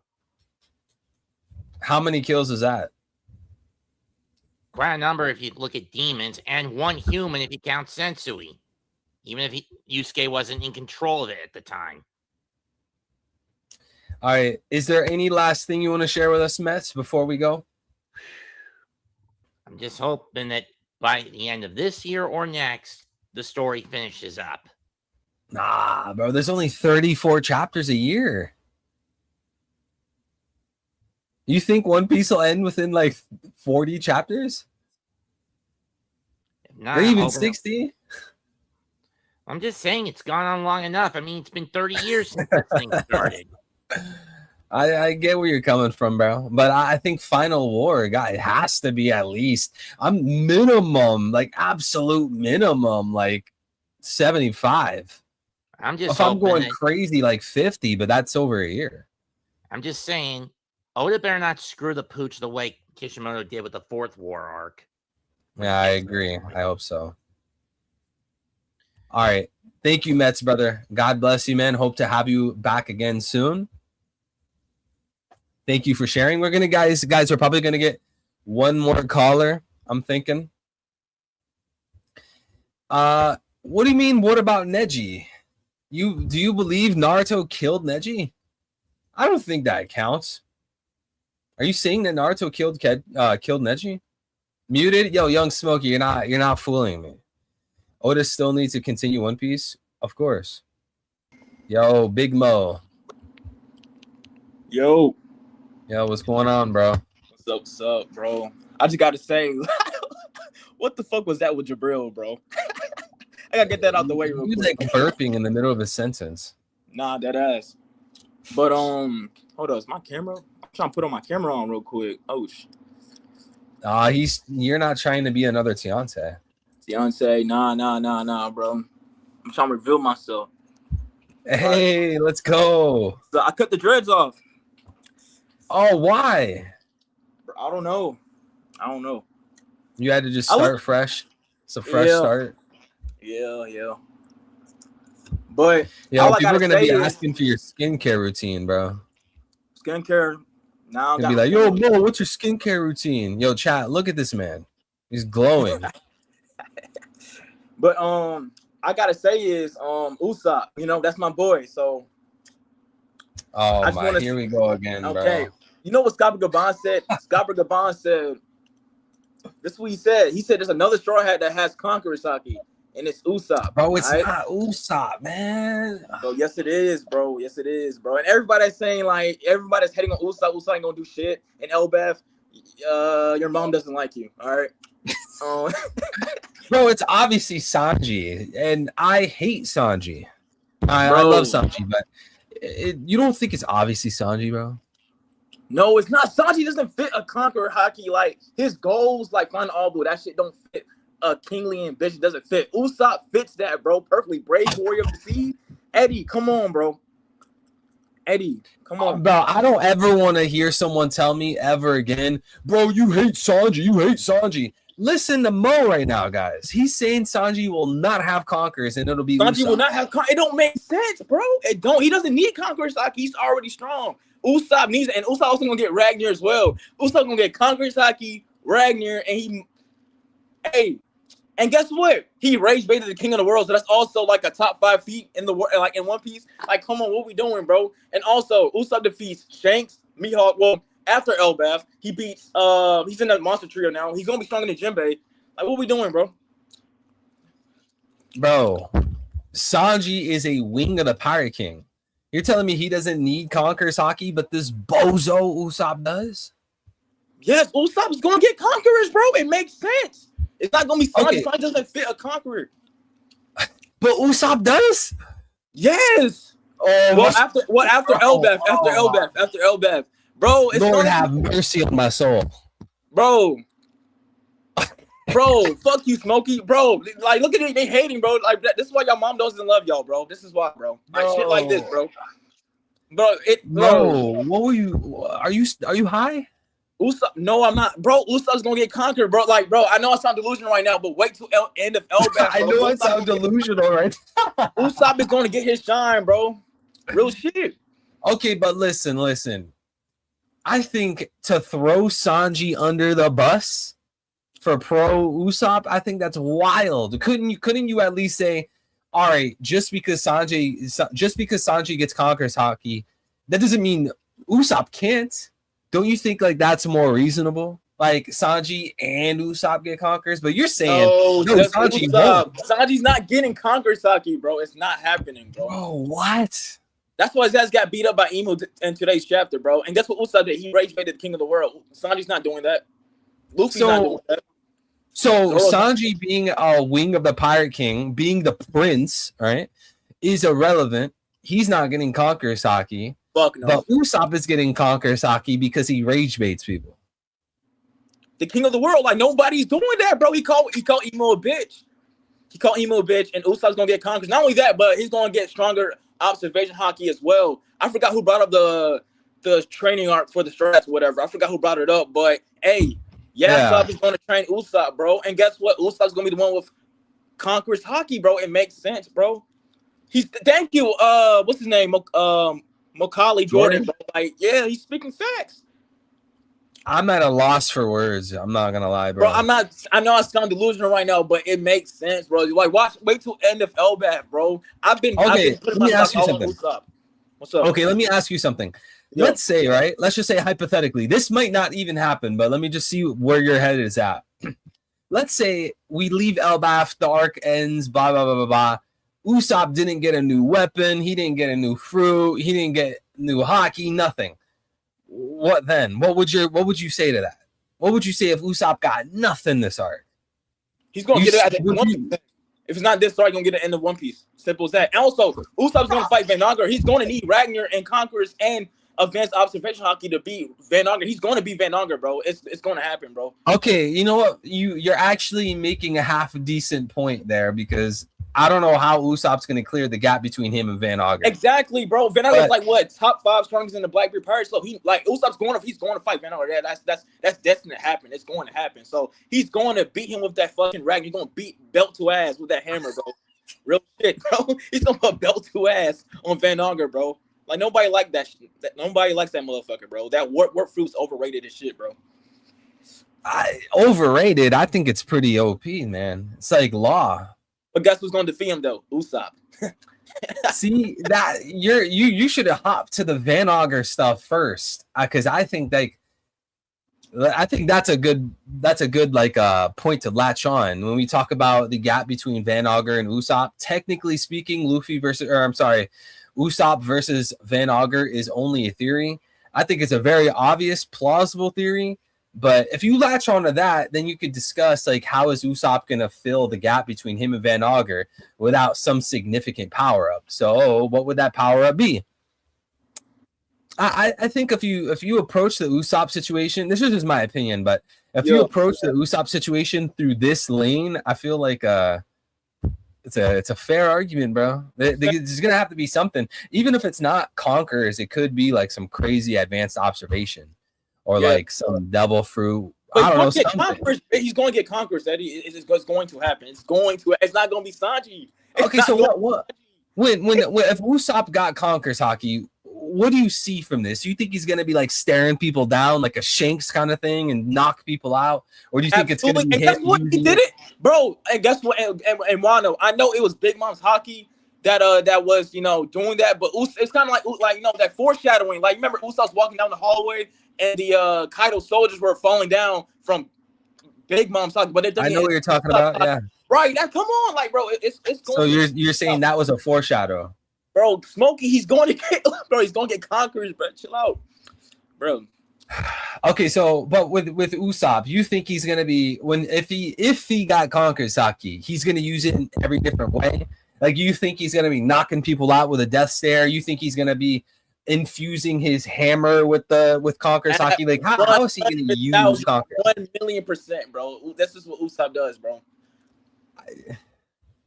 Bro, you think Usopp's that type of character?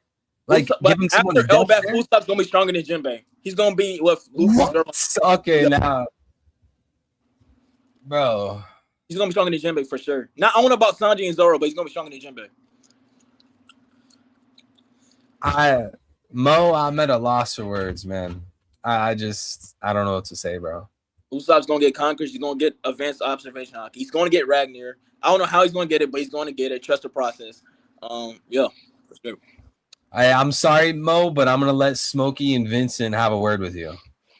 Oh shit. What's up? Okay. Fuck all that. And first off, my mama loves me. She called me here sweet baby boy. Now, Usopp Conquerors hockey, that ain't happening, bro. Get that shit out.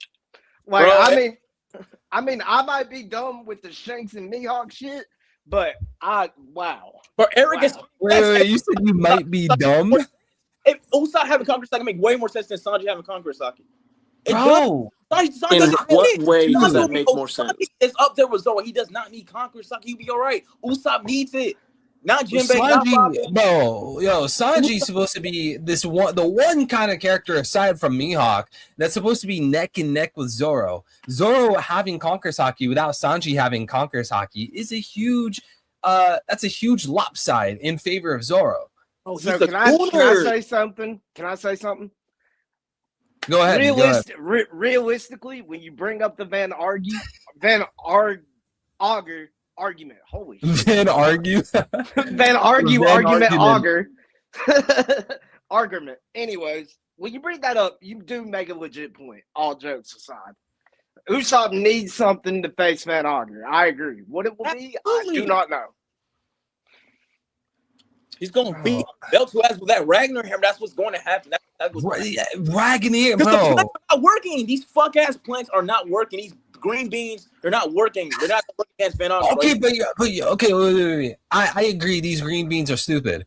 But you're gonna hop to Ragnar, really? One question about Ragnar: how is Usopp gonna hold it? Bro? How is Usopp gonna hold it? Is he Bro, gonna use Biblo? Usopp hammer, guys. The foreshadowing from East Blue. No. Don't pull that. Don't pull that. Ragnar is not bending the knee to freaking Usopp.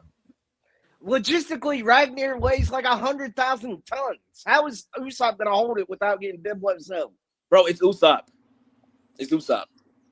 Bro, if Ragnar bends the knee, I'm sorry, Vincent. If Ragnar, Vincent, you go ahead after me. But if Ragnar bent the knee to Usopp, it's gonna have to be like some cliche, corny kind of I respect your bravery kind of thing for Usopp, because there's no way Usopp has the physical strength or power or prowess to wield Ragnar. Remember the whole situation when they were approaching Ragnar and the whole conversation about wielding and blah blah blah blah. Yo. Loki had to beat Ragnar over the head to make that thing submit. If Usopp tames Ragnar, I'm going to slander the shit out of Loki. Just letting you all know. Hey, I will say if... Go ahead, Vincent. Go ahead. I will say if Usopp gets Ragnar from Loki, I will lose all respect from my cursed prince. It's going to okay, so Vincent's on the same way I am. We're Thank you. Slander Loki needs to die before Ragnar allows us. I mean, whoa, hold it. Loki should die. To what lengths? Kill Loki. Get Loki out the way and let Ragnar come to Usopp. You feel me? And guess what? You guys remember that? You guys remember that? Was the cover page of that squirrel and Usopp? Like, come on, what we doing, bro? So you're basing this on the little squirrel that was by Usopp?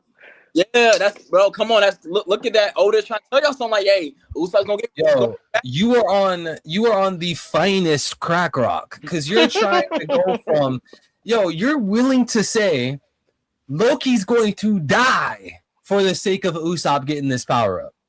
Absolutely. Oh my god! How much did you snort before somebody's gonna die, bro? Somebody's gonna die, bro. Someone is gonna die, and it's not fucking Loki. I'll tell you who it is. Everybody's saying Usopp's gonna die. Oh, shoot! Is it gonna be Usopp? It is gonna be Usopp. Oh my god! This is already foreshadowed by the freaking anime opening. If you guys seen that, man, that's some BS, bro. Just to do it. Congratulations, Chopper. You are no longer my least favorite Straw Hat. Usopp, you are being promoted. Wouldn't that be a demotion? Yeah, Usopp saves everyone at the NFL versus Emu. We will eat. That's some bro. Usopp if Brook and Chopper are getting more of a spotlight than Usopp, then this is not his arc. We gotta summarize this. Mo is so headstrong on Usopp getting a power up, to the extent that Mo is willing to say that Sanji's not getting conquerors, Loki will die. Ragnar's gonna bend the knee to Usopp. Mo, you're willing to concede these insane conclusions for the sake of Usopp conquers Haki Ragnar. Absolutely. What's next? You're gonna say Zoro loses his left arm? Wait, I got a question. I love Zoro, but Usopp's my favorite character, bro. I'm not. I got a question. I don't like it. Vincent and Threeble, are you guys open to the potential of Loki dying? Nothing to do with Usopp. Fuck that. I'm saying, are you open to the potential?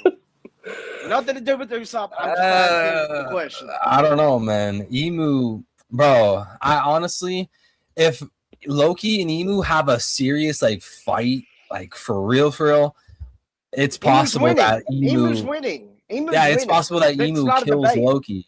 I think if Loki died, I think it makes a lot of sense. It's against Emu. Not only because of the physical strength of Emu and all that kind of stuff, but the whole narrative behind Harold, being Loki's father and all that. I think if Loki dies in the plot, it's probably in a fight against Emu kind of thing. But your general question is, do I think Loki will die? I don't know, man. Actually, I'm unsure. Well, it was. Are you open to the possibility? But yeah, I got you. I mean, I'm open to it, but I don't feel comfortable saying, yeah, I think he's gonna die. No, I don't either. I'm just asking if you're open to it. No, I'm not implying you feel that way. I'm just answering from my own behalf. I don't know, man. I would kind of want to lean towards no, but then when I think about the whole Emu situation with the whole fight going on, I could almost see that possible. But I want to hear Mo and Vincent's take on this. Okay, so my take on it is that, Smokey, I semi-agree that Loki is probably going to die, but I do not believe it will be in this arc. If he is based off of Norse's Thor, and he has to fight the Serpent of Hellflame, then that means that he will eventually go to Marie Joie and fight the Serpent, and that is when he will die, because that is when Thor died in the mythology. Okay, so based upon what you're saying, because I understand the mythology behind that, I completely understand that. 100%. So basically what you're saying, in the final war, is Loki going to start off right beside Luffy fighting Emu and then go off somewhere else and fight somewhere else? Or is he just going to fight someone else? Because I think Luffy versus Emu is going to be a one-on-one fight. No help. I don't care if Loki is in the mural. If I could jump in really quick, I apologize. If Loki's fighting in the final war, I mean, you could have Loki versus Emu again, but it would be kind of cool if Kaido is salty over the whole Joy Boy Wano situation, and he's like, "Yo, I'm Team Emu," and then in final war we have Kaido versus Loki. Have him fight Dami reversing Kaido that agrees. Yes, yeah. So you would have two dragons, but at the same time, two guys that are like wielding. One has a kanabo, one has a hammer. I think like Kaido versus Loki would be a sick fight. Fuck, dude, I gotta agree. That's sick as fuck. That is very creative. That would be an amazing. That would be an amazing fight. All right, I want to hear Mo's take though. Mo, sorry, Mo? What do you think about the idea of Loki dying? Will he die? Will he not die? Is it this arc or is it next arc? I take it back of Loki dying in LVF. I was going too far there. But Usopp still getting. It's going to happen. Well, I think he died. Will he die? I mean, yeah, y'all brought up the serpent, and we know from Norse mythology, with the whole Thors and serpent thing. So, yeah, I say he will die during the final war. I agree. Usopp feels solo. I think you. Hey, man. Nah, Loki's not dying for the sake of Usopp, bro. Can't have him. Yeah, fuck that, bro. What's so like? I get it. I get it. He's the weakest Straw Hat right now. I get it, but bro, Usopp's gonna prove all of y'all wrong. He's gonna be up there. He's gonna be stronger than Jinbei for sure, bro. It's gonna happen. See, like when you say things like that, it's like I can't co-sign it. I'm here. Hey, I'm 1,000,000% open to a Usopp buff, an Usopp upgrade, clearing the gap between him and Van Auger. But when we start saying things like, "Oh, he's gonna surpass Jinbei," it's like. Now you lost me, bro. Do you know who Usopp dad is? Yeah, yo, come on, bro. Yeah, it's gonna be. He's a deadbeat. That's who his dad is. Because Usopp got so much potential, but it's just it hurt to say because I'm an Usopp fan. I've been an Usopp fan since day one. He's been my favorite Straw Hat, my favorite character. Like, bro, he sometimes be a bitch sometimes, bro. And I don't like it, bro. I'm like, come Usopp, bro. Usopp in pre-time skip was a straight demon, bro. Listen, Mo, I'm gonna help you out here because one thing I will say that you did bring up is like, yeah, he's got a point. Like outside of the deadbeat jokes, he's got a point when he says who's Usopp's fucking dad. He's a top 4 redhead pirate, the most balanced crew. So he's very powerful. I would say Yasopp over Jinbei. So Usopp's potential is there. I got Jinbei over Yasopp. Bozo. Over Yasopp? See, this is the shit. Bro. How high are you ranking Yasopp? Come on, man. Is Yasopp even top 5? It's like what? He's what? I would say he's 4. I would say 4? No, Yasopp after Ben Beckman. No, I'm giving it to Lucky Root over Yasopp? Okay. Yeah. Yes. What? Lucky Roo over Lucky Roo over. Yeah, yes, 100%. I do too. What? No. Lucky Roo over. No, don't get that fat. But no, bro. Bro, on my mommy, I got Lucky Roo over Yasuo. Lucky Roo over. No, that's dude. No, bro. It's Don't hate on him because he's fat. Man, We've seen plenty of fat anime guys go beef. Yeah, bro. The fatter, the stronger, man. no, dude. Lucky Roo. I love Lucky Roo, man. But no, he's not. That fat bozo's not beating. Maybe not. It's all Jin Marks- speculation right now. Jin Marks, hello. Nomad, hello. Let's answer this guy's question. Let's answer Johan. Johan says Emu could also be a redhead because Nero was a redhead, which would create a connection between Emu and Shanks. Okay, but You my guys question- think Nerona was like a similar family line to Figurlins or what? Well, my thing is if Emu is an amalgamation of all the races, like I've been saying, with him having so many heavy details that look like a Lunarian, I would assume his hair is the same color as King. But I'm not going to say that it can't be orange or red or whatever the hell he said. We don't have the colors yet. We don't know Emu's official colors. I want to that you bring up a good point. I want to hear Mo, Vincent, your answer. Everyone in the text chat. Attention, everyone. Attention, everyone. If you are watching the stream, do the YouTube stuff. Like, comment, subscribe, noti bell, blah, blah, blah. Everyone in the voice call, everyone in the text chat, I have a question for you. This is for everyone in the stream, okay? Voice, text, whatever. My question, it's a yes or it's a no answer. My question is Emu Lunarian? That's my question to everyone. If you think Emu's 20% Lunarian, then you're going to say yes.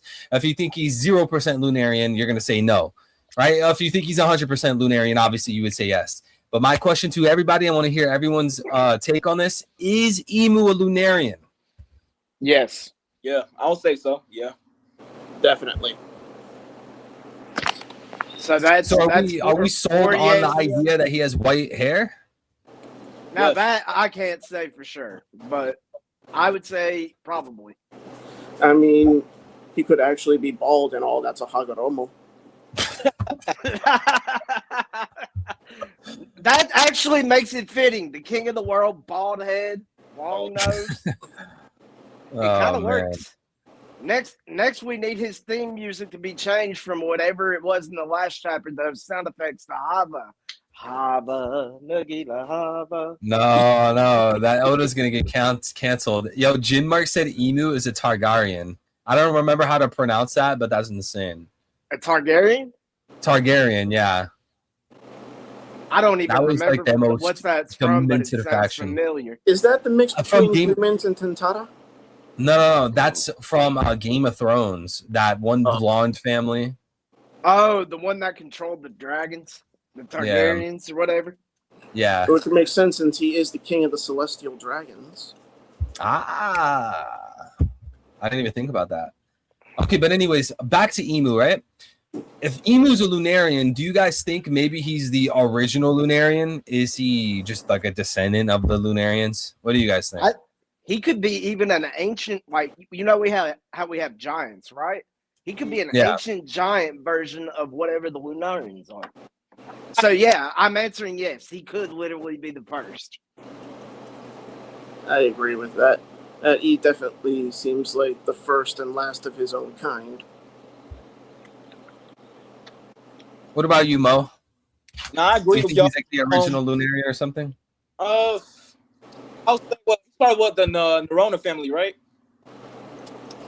Yes. The Nerona family, yeah. Yeah, the Nerona. Okay. Yeah, I say yeah, he's the last. He's the last of the ancient Lunarian.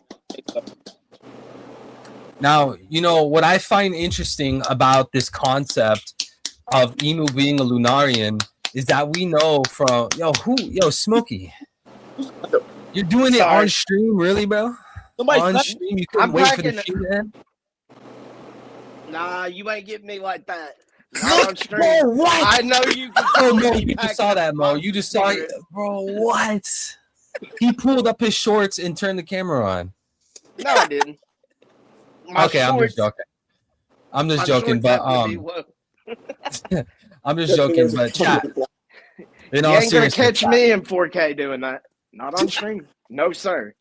hey, in all seriousness, with the concept, because originally I was asking if Emu is a Lunarian for this reason. Okay, we know in the Wano arc, Whitebeard, Marco, their lore says that the ancient kingdom, or not the ancient kingdom, but this kingdom of gods, it was on top of the red line, and that it was basically overthrown so that Marijoa could be placed there. But more importantly, Marco was saying that this kingdom of gods on top of the red line, it was the home of the Lunarians.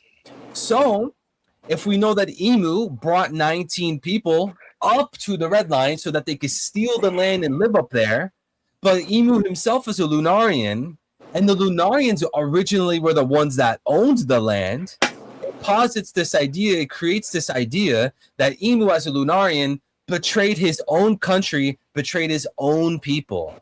What do you guys think about that? I definitely think it's possible. It's possible. But while you were saying that the entire time, the thought that came into my head is, do you think Emu has always lived on top of the red line, or do you think he was once part of the ancient kingdom, and that's where he met Joy Boy? That's what I'm kind of getting at, because if Emu is a Lunarian, I mean, okay, I don't want to hog the mic. I do want you guys to speak as well, so I'm going to try to answer this as fast as I can.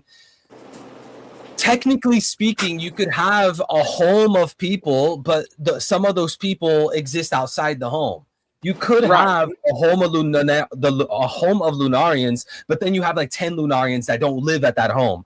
So technically speaking, you could have again the home of the gods, the kingdom of the gods on top of the red line, fill the Lunarians, but maybe Emu's not from there. But I think like just this being anime, this being a manga, like a shonen, like the typical tropes, I think Oda would probably fall towards or move towards the idea that Emu was from that land, and Emu betrayed his own people. He betrayed his own country, and it'll be kind of similar to Enel, right? Enel was destroying all of Skypiea. He was taking out his people, and you could argue, oh well, the Skypians, they're different from the Birkins, but I mean, like that's like it's just such a minor difference. They all live on like the Sky Islands together.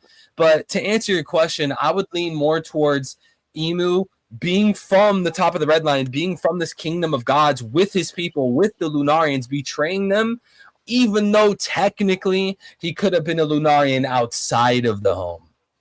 Okay, right. And I get you on that. It doesn't have to be a fallacy. It could be both. He could be a Lunarian, and he can be from the ancient kingdom. I got you. What do you guys think? Aside from Smokey, appreciate the support. Support on the take. What does Vincent and Mo think? What does chat think? I think Emu's a cuck. I think Joy Boy took Lily away from him. That's why he says so upset. I mean, he's not wrong. We've all seen. He got cucked by Joy Boy. Got cucked by Joy Boy. Joy Boy took his, you know what I mean. He like took his slung, put it right into Queen Lily. Emu got mad. And maybe that turned Emu into an incel. He probably did all this over a female. Like this shit crazy. He probably started this whole world government shit over a female, over a woman, bro. That shit crazy, bro. And be prepared. Be prepared for this final war to be over a woman as well. It's gonna be over Vivi. It's gonna be over Vivi. Reminded of look from like in history, like war, like wars were started because of a woman. Like shit, crazy, bro. Go ahead, Vincent. I was just gonna say, I'm instantly reminded of chapter 1156 when we're first introduced to the apparent love triangle between Roger, Shucky, and Sebek. And that was probably foreshadowing Lilith, Joy Boy, and Emu. Joy Boy, Lily, and Emu. Joy Boy would be the Davy Jones, would be the Sebek in this situation, and Emu was Roger. But in the third world, it won't be a love well, it could be a one-way triangle with Emu and Vivi, but Luffy's just there to save his Nakama. Eli, I think you're talking about Mets. Okay, so that's a very interesting point, though. Essentially, this idea that a love triangle that we see between Shaki, Roger, and Zebek, right? Shaki, Right. Roger, Zebek Yeah. is a foretelling to a love triangle of Lily, Joy Boy, and Emu. Now, this may be my opinion speaking, but like I don't like I hope if there was like a love triangle of Joy Boy, Emu, Lily, that it's not like too deep. I kind of would want like the conflict between Joy Boy and Emu to be a bit more sophisticated. I want them to have like a battle of ideologies, like two different worldviews. I want like some meat to chew on. Pause. So Basically, not, like- Three Boys saying, "I don't want this war to be about a bitch." Oh yeah. Yeah, Where do we put Davy Jones? Like, because as we know Joy Boy and Davy Jones are complete, right? Yeah, You said Davy say that Jones again. could fit Say that in the again? triangle. I said Davy Jones. Like, where do we put him? Like, okay, we got Emu, Lily, Joy Boy, Davy Jones, and Poseidon. Like, where do we put Davy Jones? Like, was he like a rival to Joy Boy, like another pirate? Like, So the thing is like they said Davy Jones, he was the one that created the Davy back game. I think like that is a pirate thing. And Joy Boy was the first pirate.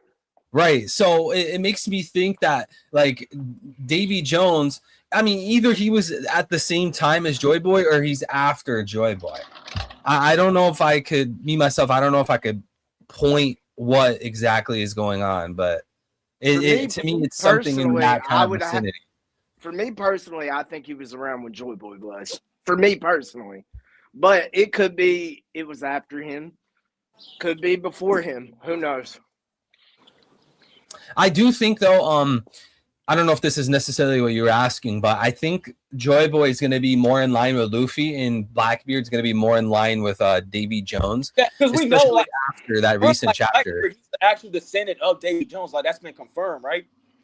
So, Yeah, he's part of- confirmed it's a bit too strong, but I think wasn't it like a chapter or two ago they had like Luffy and Blackbeard and it said Joy Boy Davy Jones. Yeah, that was last chapter. Yeah, so maybe it's not because I try to be very careful. It could be that Blackbeard is the return of Davy Jones, but he's not necessarily descended from Davy Jones. Like, but Rock, he said, Rock said during the God Valley, he said, Davy Jones is my ancestor. Like, his real name is Davy D. Zebek. So, wait, did he say the ancestor part? Because I remember the Davy D. Zebek part or Davy D. Jones part. Wait. So for me personally, I just confused myself. Wait, say that again, Mel. I said, okay, remember during the God Valley flashback? Yeah.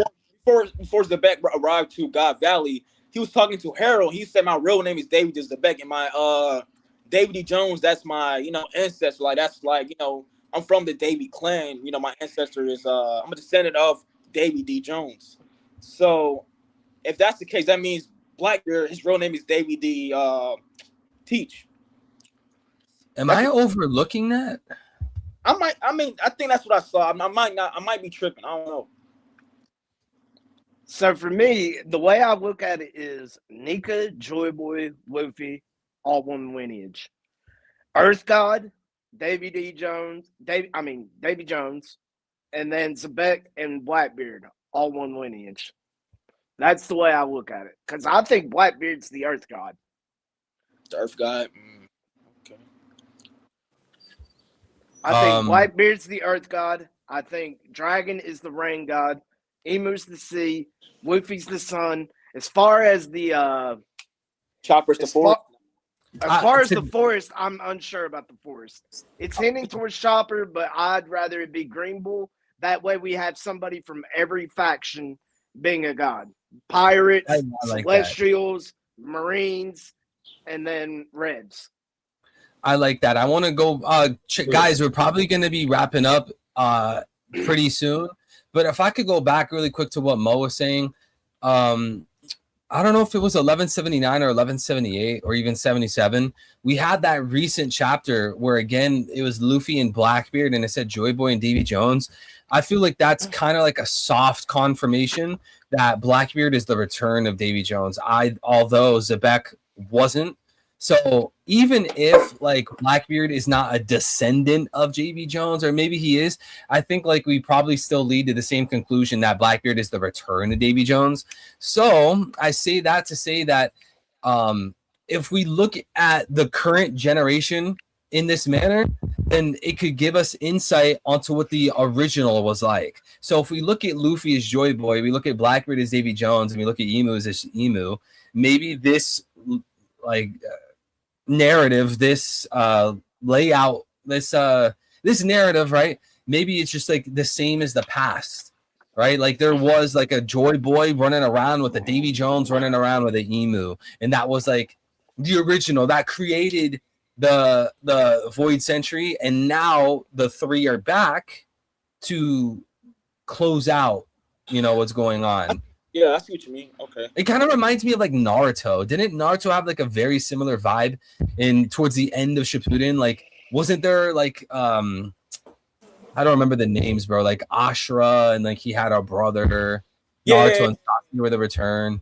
And then you got Hashirama, Madara, then Naruto and Sasuke. Yeah. Yeah, so I think it might be something like that where Joy Boy and Davy Jones have returned, but Emu, there was no return of Emu because he was always here, you know? Right. Yeah.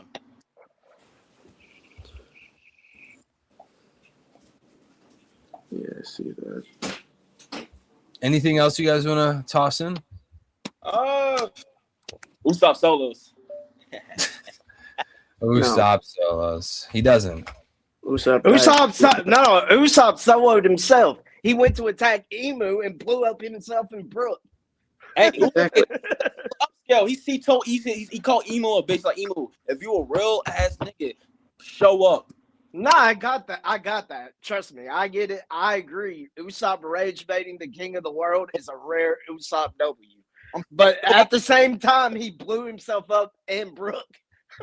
I mean, yeah, I was kind of that's my goal, but hey, man, after the Elbaf, you gotta trust the process. After the Elbaf, he's gonna get his little power, his little. How did that work out for the 76ers? Trust the process. You know what? I'm not gonna lie. Like, I had to pull up the Naruto Wikipedia right now, and it had me thinking. I don't think Oda is gonna copy and paste what Naruto did. So, like in Naruto, you have like this legendary dude named Hagoromo, and he had two sons. One is Ashura, one is Indra, and those are like the precursors to Naruto and Sasuke. You always see people talk about Joy Boy, and I've even thought about this before, this idea that Joy Boy and Emu were brothers. But then, you know, if Luffy's a return to Joy Boy and then Emu fights him, or even Blackbeard is like maybe Luffy is Ashura, Naruto, Blackbeard is Indra or Sasuke. That ends up feeling like a copy and paste from Naruto. I don't think Oda would copy and paste Naruto. So that makes me think like, is Joy Boy and Emu, or Joy Boy and Emu, or Joy Boy and Davy Jones, are they not going to be brothers? Because then it's going to be extremely similar. Right. So can I say something that I really don't want to happen that happened in Naruto? I do not want there to be any debates, right? I do not want it to end up being a Kaguya, Madara, and then Sasuke is the actual final villain because he's the last one we fight. I just want Emu to be the final villain, give Luffy his 1v1. I don't even want Loki even entertaining that. I would rather him go fight a demonic reverse Kaido. Go fight Big Mom and Kaido. Y'all don't think Big Black Mom and Kaido? That could be Loki's something one that's between them. that could be something in the works. I mean, we don't know if Emu will revive them through some other form of Domireverse, or if he has seraphims that are in the works. I just don't want anything like Madara and Kaguya, man. I don't want it. Seiki Shindo says if you read too much manga, everything feels like a copy and paste. I get your point, but I'm talking about Naruto specifically. I'm referring to like the final war, or even like the crux of the plot. You know, this whole idea that there was a legendary guy with two sons. One has returned and the other one has returned, and they're like duking it out. They have like this rival role. It'll be like a copy and paste from Naruto. And specifically with Naruto, we know that Kishimoto I've pointed this out a million times. Kishimoto called Oda his best friend. That he wishes he could spend all his time with Oda, and even beyond that, Kishimoto helped Oda do Dressrosa, right? So I actually I don't think it would be like a kind of scenario where it's like, oh, I don't think One Piece is gonna copy this one obscure manga. Like Naruto's not an obscure manga, you know. I just illustrated how there's a very close relationship between the two authors. So I don't think Oda's gonna copy and paste Kishimoto's writing. Did Kishimoto help with the writing for Dressrosa, the storyboard, the direction? What exactly did he help on? I think it was the drawing and the writing. Okay. So you could say like, oh well, everything's a copy and paste. I get the point, but Naruto is just not any other just any manga. Again, like the relationship between the authors, the fact that the author literally assisted in an arc, blah blah blah blah blah. And Dragon Ball Z, not to the same degree as Naruto, because as he said, him and Kishimoto were very tight. But remember, all two of these guys collaborated with Toriyama also. So there's DBZ vibes in One Piece and Naruto as well. I mean, yeah, but I would argue I agree with that, but even then, like I would say Kishimoto's above. No, I agree. They were closer. There's more. The Oda stuff, right? I'm glad you agree. The Oda stuff with Toriyama, that was like a spin-off, kind of like, what was it, like a 2-chapter thing? Whereas, well, not just a spin-off. Luffy has very Goku characteristics. Mm-hmm. Yeah, but I mean, like hands-on, right? The collab was very short. Hands-on. Whereas Kishimoto was hands-on with Dressrosa. I was saying inspiration, but you're correct. Hands-on is definitely over inspiration. I was just highlighting they're all close. Yeah, I also think that like Oda would be fairly cognizant of how Naruto and its ending is portrayed. You know, if he's gonna have like these two guys as brothers and they come back, they return, and they're rivals, like it's just everyone's gonna realize. I mean, I will say, now to get another look, Imu does kind of look like an Otsutsuki. Right? That's even worse. Hagoromo has the horns and the ring eyes. Like, come on. I think Oda is self-aware. I think first of all, Oda gets like thousands of SBS questions. These guys probably have written about this before. There's probably been some dude out there. Yeah, he only chooses the dick questions. God damn it, Oda. Clean up the SBS shit. Imu is actually Tan Madara. Tan Madara. Ring eyes, horns. I mean, but anyways, I think like Oda has probably even gotten SBS questions where people have said plenty of these things before. Hey, I guarantee you someone has probably written to Oda and Oda didn't answer it. Maybe his editors and Oda read it, but someone probably wrote to Shonen Jump, please don't make the end of One Piece like the end of Naruto. I bet you. Of course, 100%. 100%. Okay, so I would put down $100,000 on that right now. So my point is, I think Oda's like, okay, I got to do something original, right? So, I mean, why would he have like this idea again of the two brothers? They come back, rivals, blah blah blah blah. I think like there's gonna have. What to about be Joy Boys? What about Imu being a temporary Nakama for Joy Boy? What about that? How do you feel about that? It's kind of like Hashirama, no? Like if that's the case, like Madara and Kashima were like comrades, but of course Madara all emo and shit. Believe it. Madara. Man, people really hate the defeat of Madara. I don't like that either because it kind of gives off Hashirama and Madara vibes. All right, guys, we're gonna wrap this up here. Any last comments, questions, series, concerns? Make it very, very quick.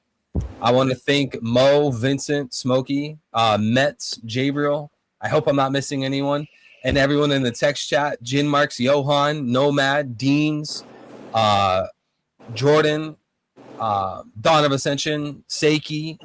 I hope I'm not missing anyone. Thank you guys tremendously. Viswa, God bless. I appreciate you guys a lot. We're gonna be back again soon. There's no break next week, right? No break next week. Amazing. No break chat. So that means we got multiple streams coming up. Greatly appreciate you guys being here. I'm excited for 1182, or I guess 1181. I'm curious to see what's going to happen. But how about before we go, we have an 1181 prediction from Mo, Vincent, and Smokey. What do you guys think is going to happen next chapter 1181? Y'all can go first. You go ahead, Mo. I'll say it's gonna, of course, obviously gonna be Emo versus Loki. I was gonna go. It's gonna be a good fight. I don't know. I forgot who brought it up, but I think it's gonna be better than the Luffy versus Kaido fight for sure. I think that was Smokey that brought it up. Or I'm sorry, that was Vincent. Oh yeah, I think it's gonna be a good fight, but I mean, Emo's gonna have to win because I like Loki, but Emo's gonna win, and then Uso's gonna come and save Loki. That's what I think is gonna happen. So for me, I think that obviously, like Mo just said, I think we're gonna get the Emu versus Loki fight. I don't think Loki is gonna go down this chapter because they gotta, unless Oda immediately brings in Luffy, I don't think Loki's gonna go down this chapter. Yeah, I think it's gonna be So like I think we'll see a good fight. Yeah. Yeah, for me, the one thing I'm truly hoping for is that we finally see hybrid Nidhogg form. Oh, That's Also- what I'm predicting. To add on to mine, I think we need to see Biblo. Call me crazy, I think Biblo's going to appear this chapter. I have no rhyme, no reason. He's missing, and I think he's going to show up. I hope we see hybrid Ragnar. Hybrid Ragnar. Ooh. Okay. God Would that be damn, just those, world with a hammerhead? the words hybrid Ragnar Hammerhead. just went into my ear, and I almost threw up. Holy shit. Anything to piss off Smokey. His blood boils at the sound of the word Ragnar. God damn it. Here you Why? said it again. You can't be saying that word. That's like you must not be named. Well, just You're call him you know Voldemort. who. Just call him you know who. All right. Thank you guys for being here. We're going to wrap this up here. Everyone have a wonderful morning, day, or night, wherever you guys are. Take care. You guys are great, amazing people. Take care of yourselves. Love yourselves. Love the people around you. Grow to be better. Grow to be smarter, stronger, wiser. Grow in your spirituality. Grow closer to God. Do whatever it takes to be a better person. Love you guys greatly. One Peak will be back soon. Peace, everybody. Yes, sir.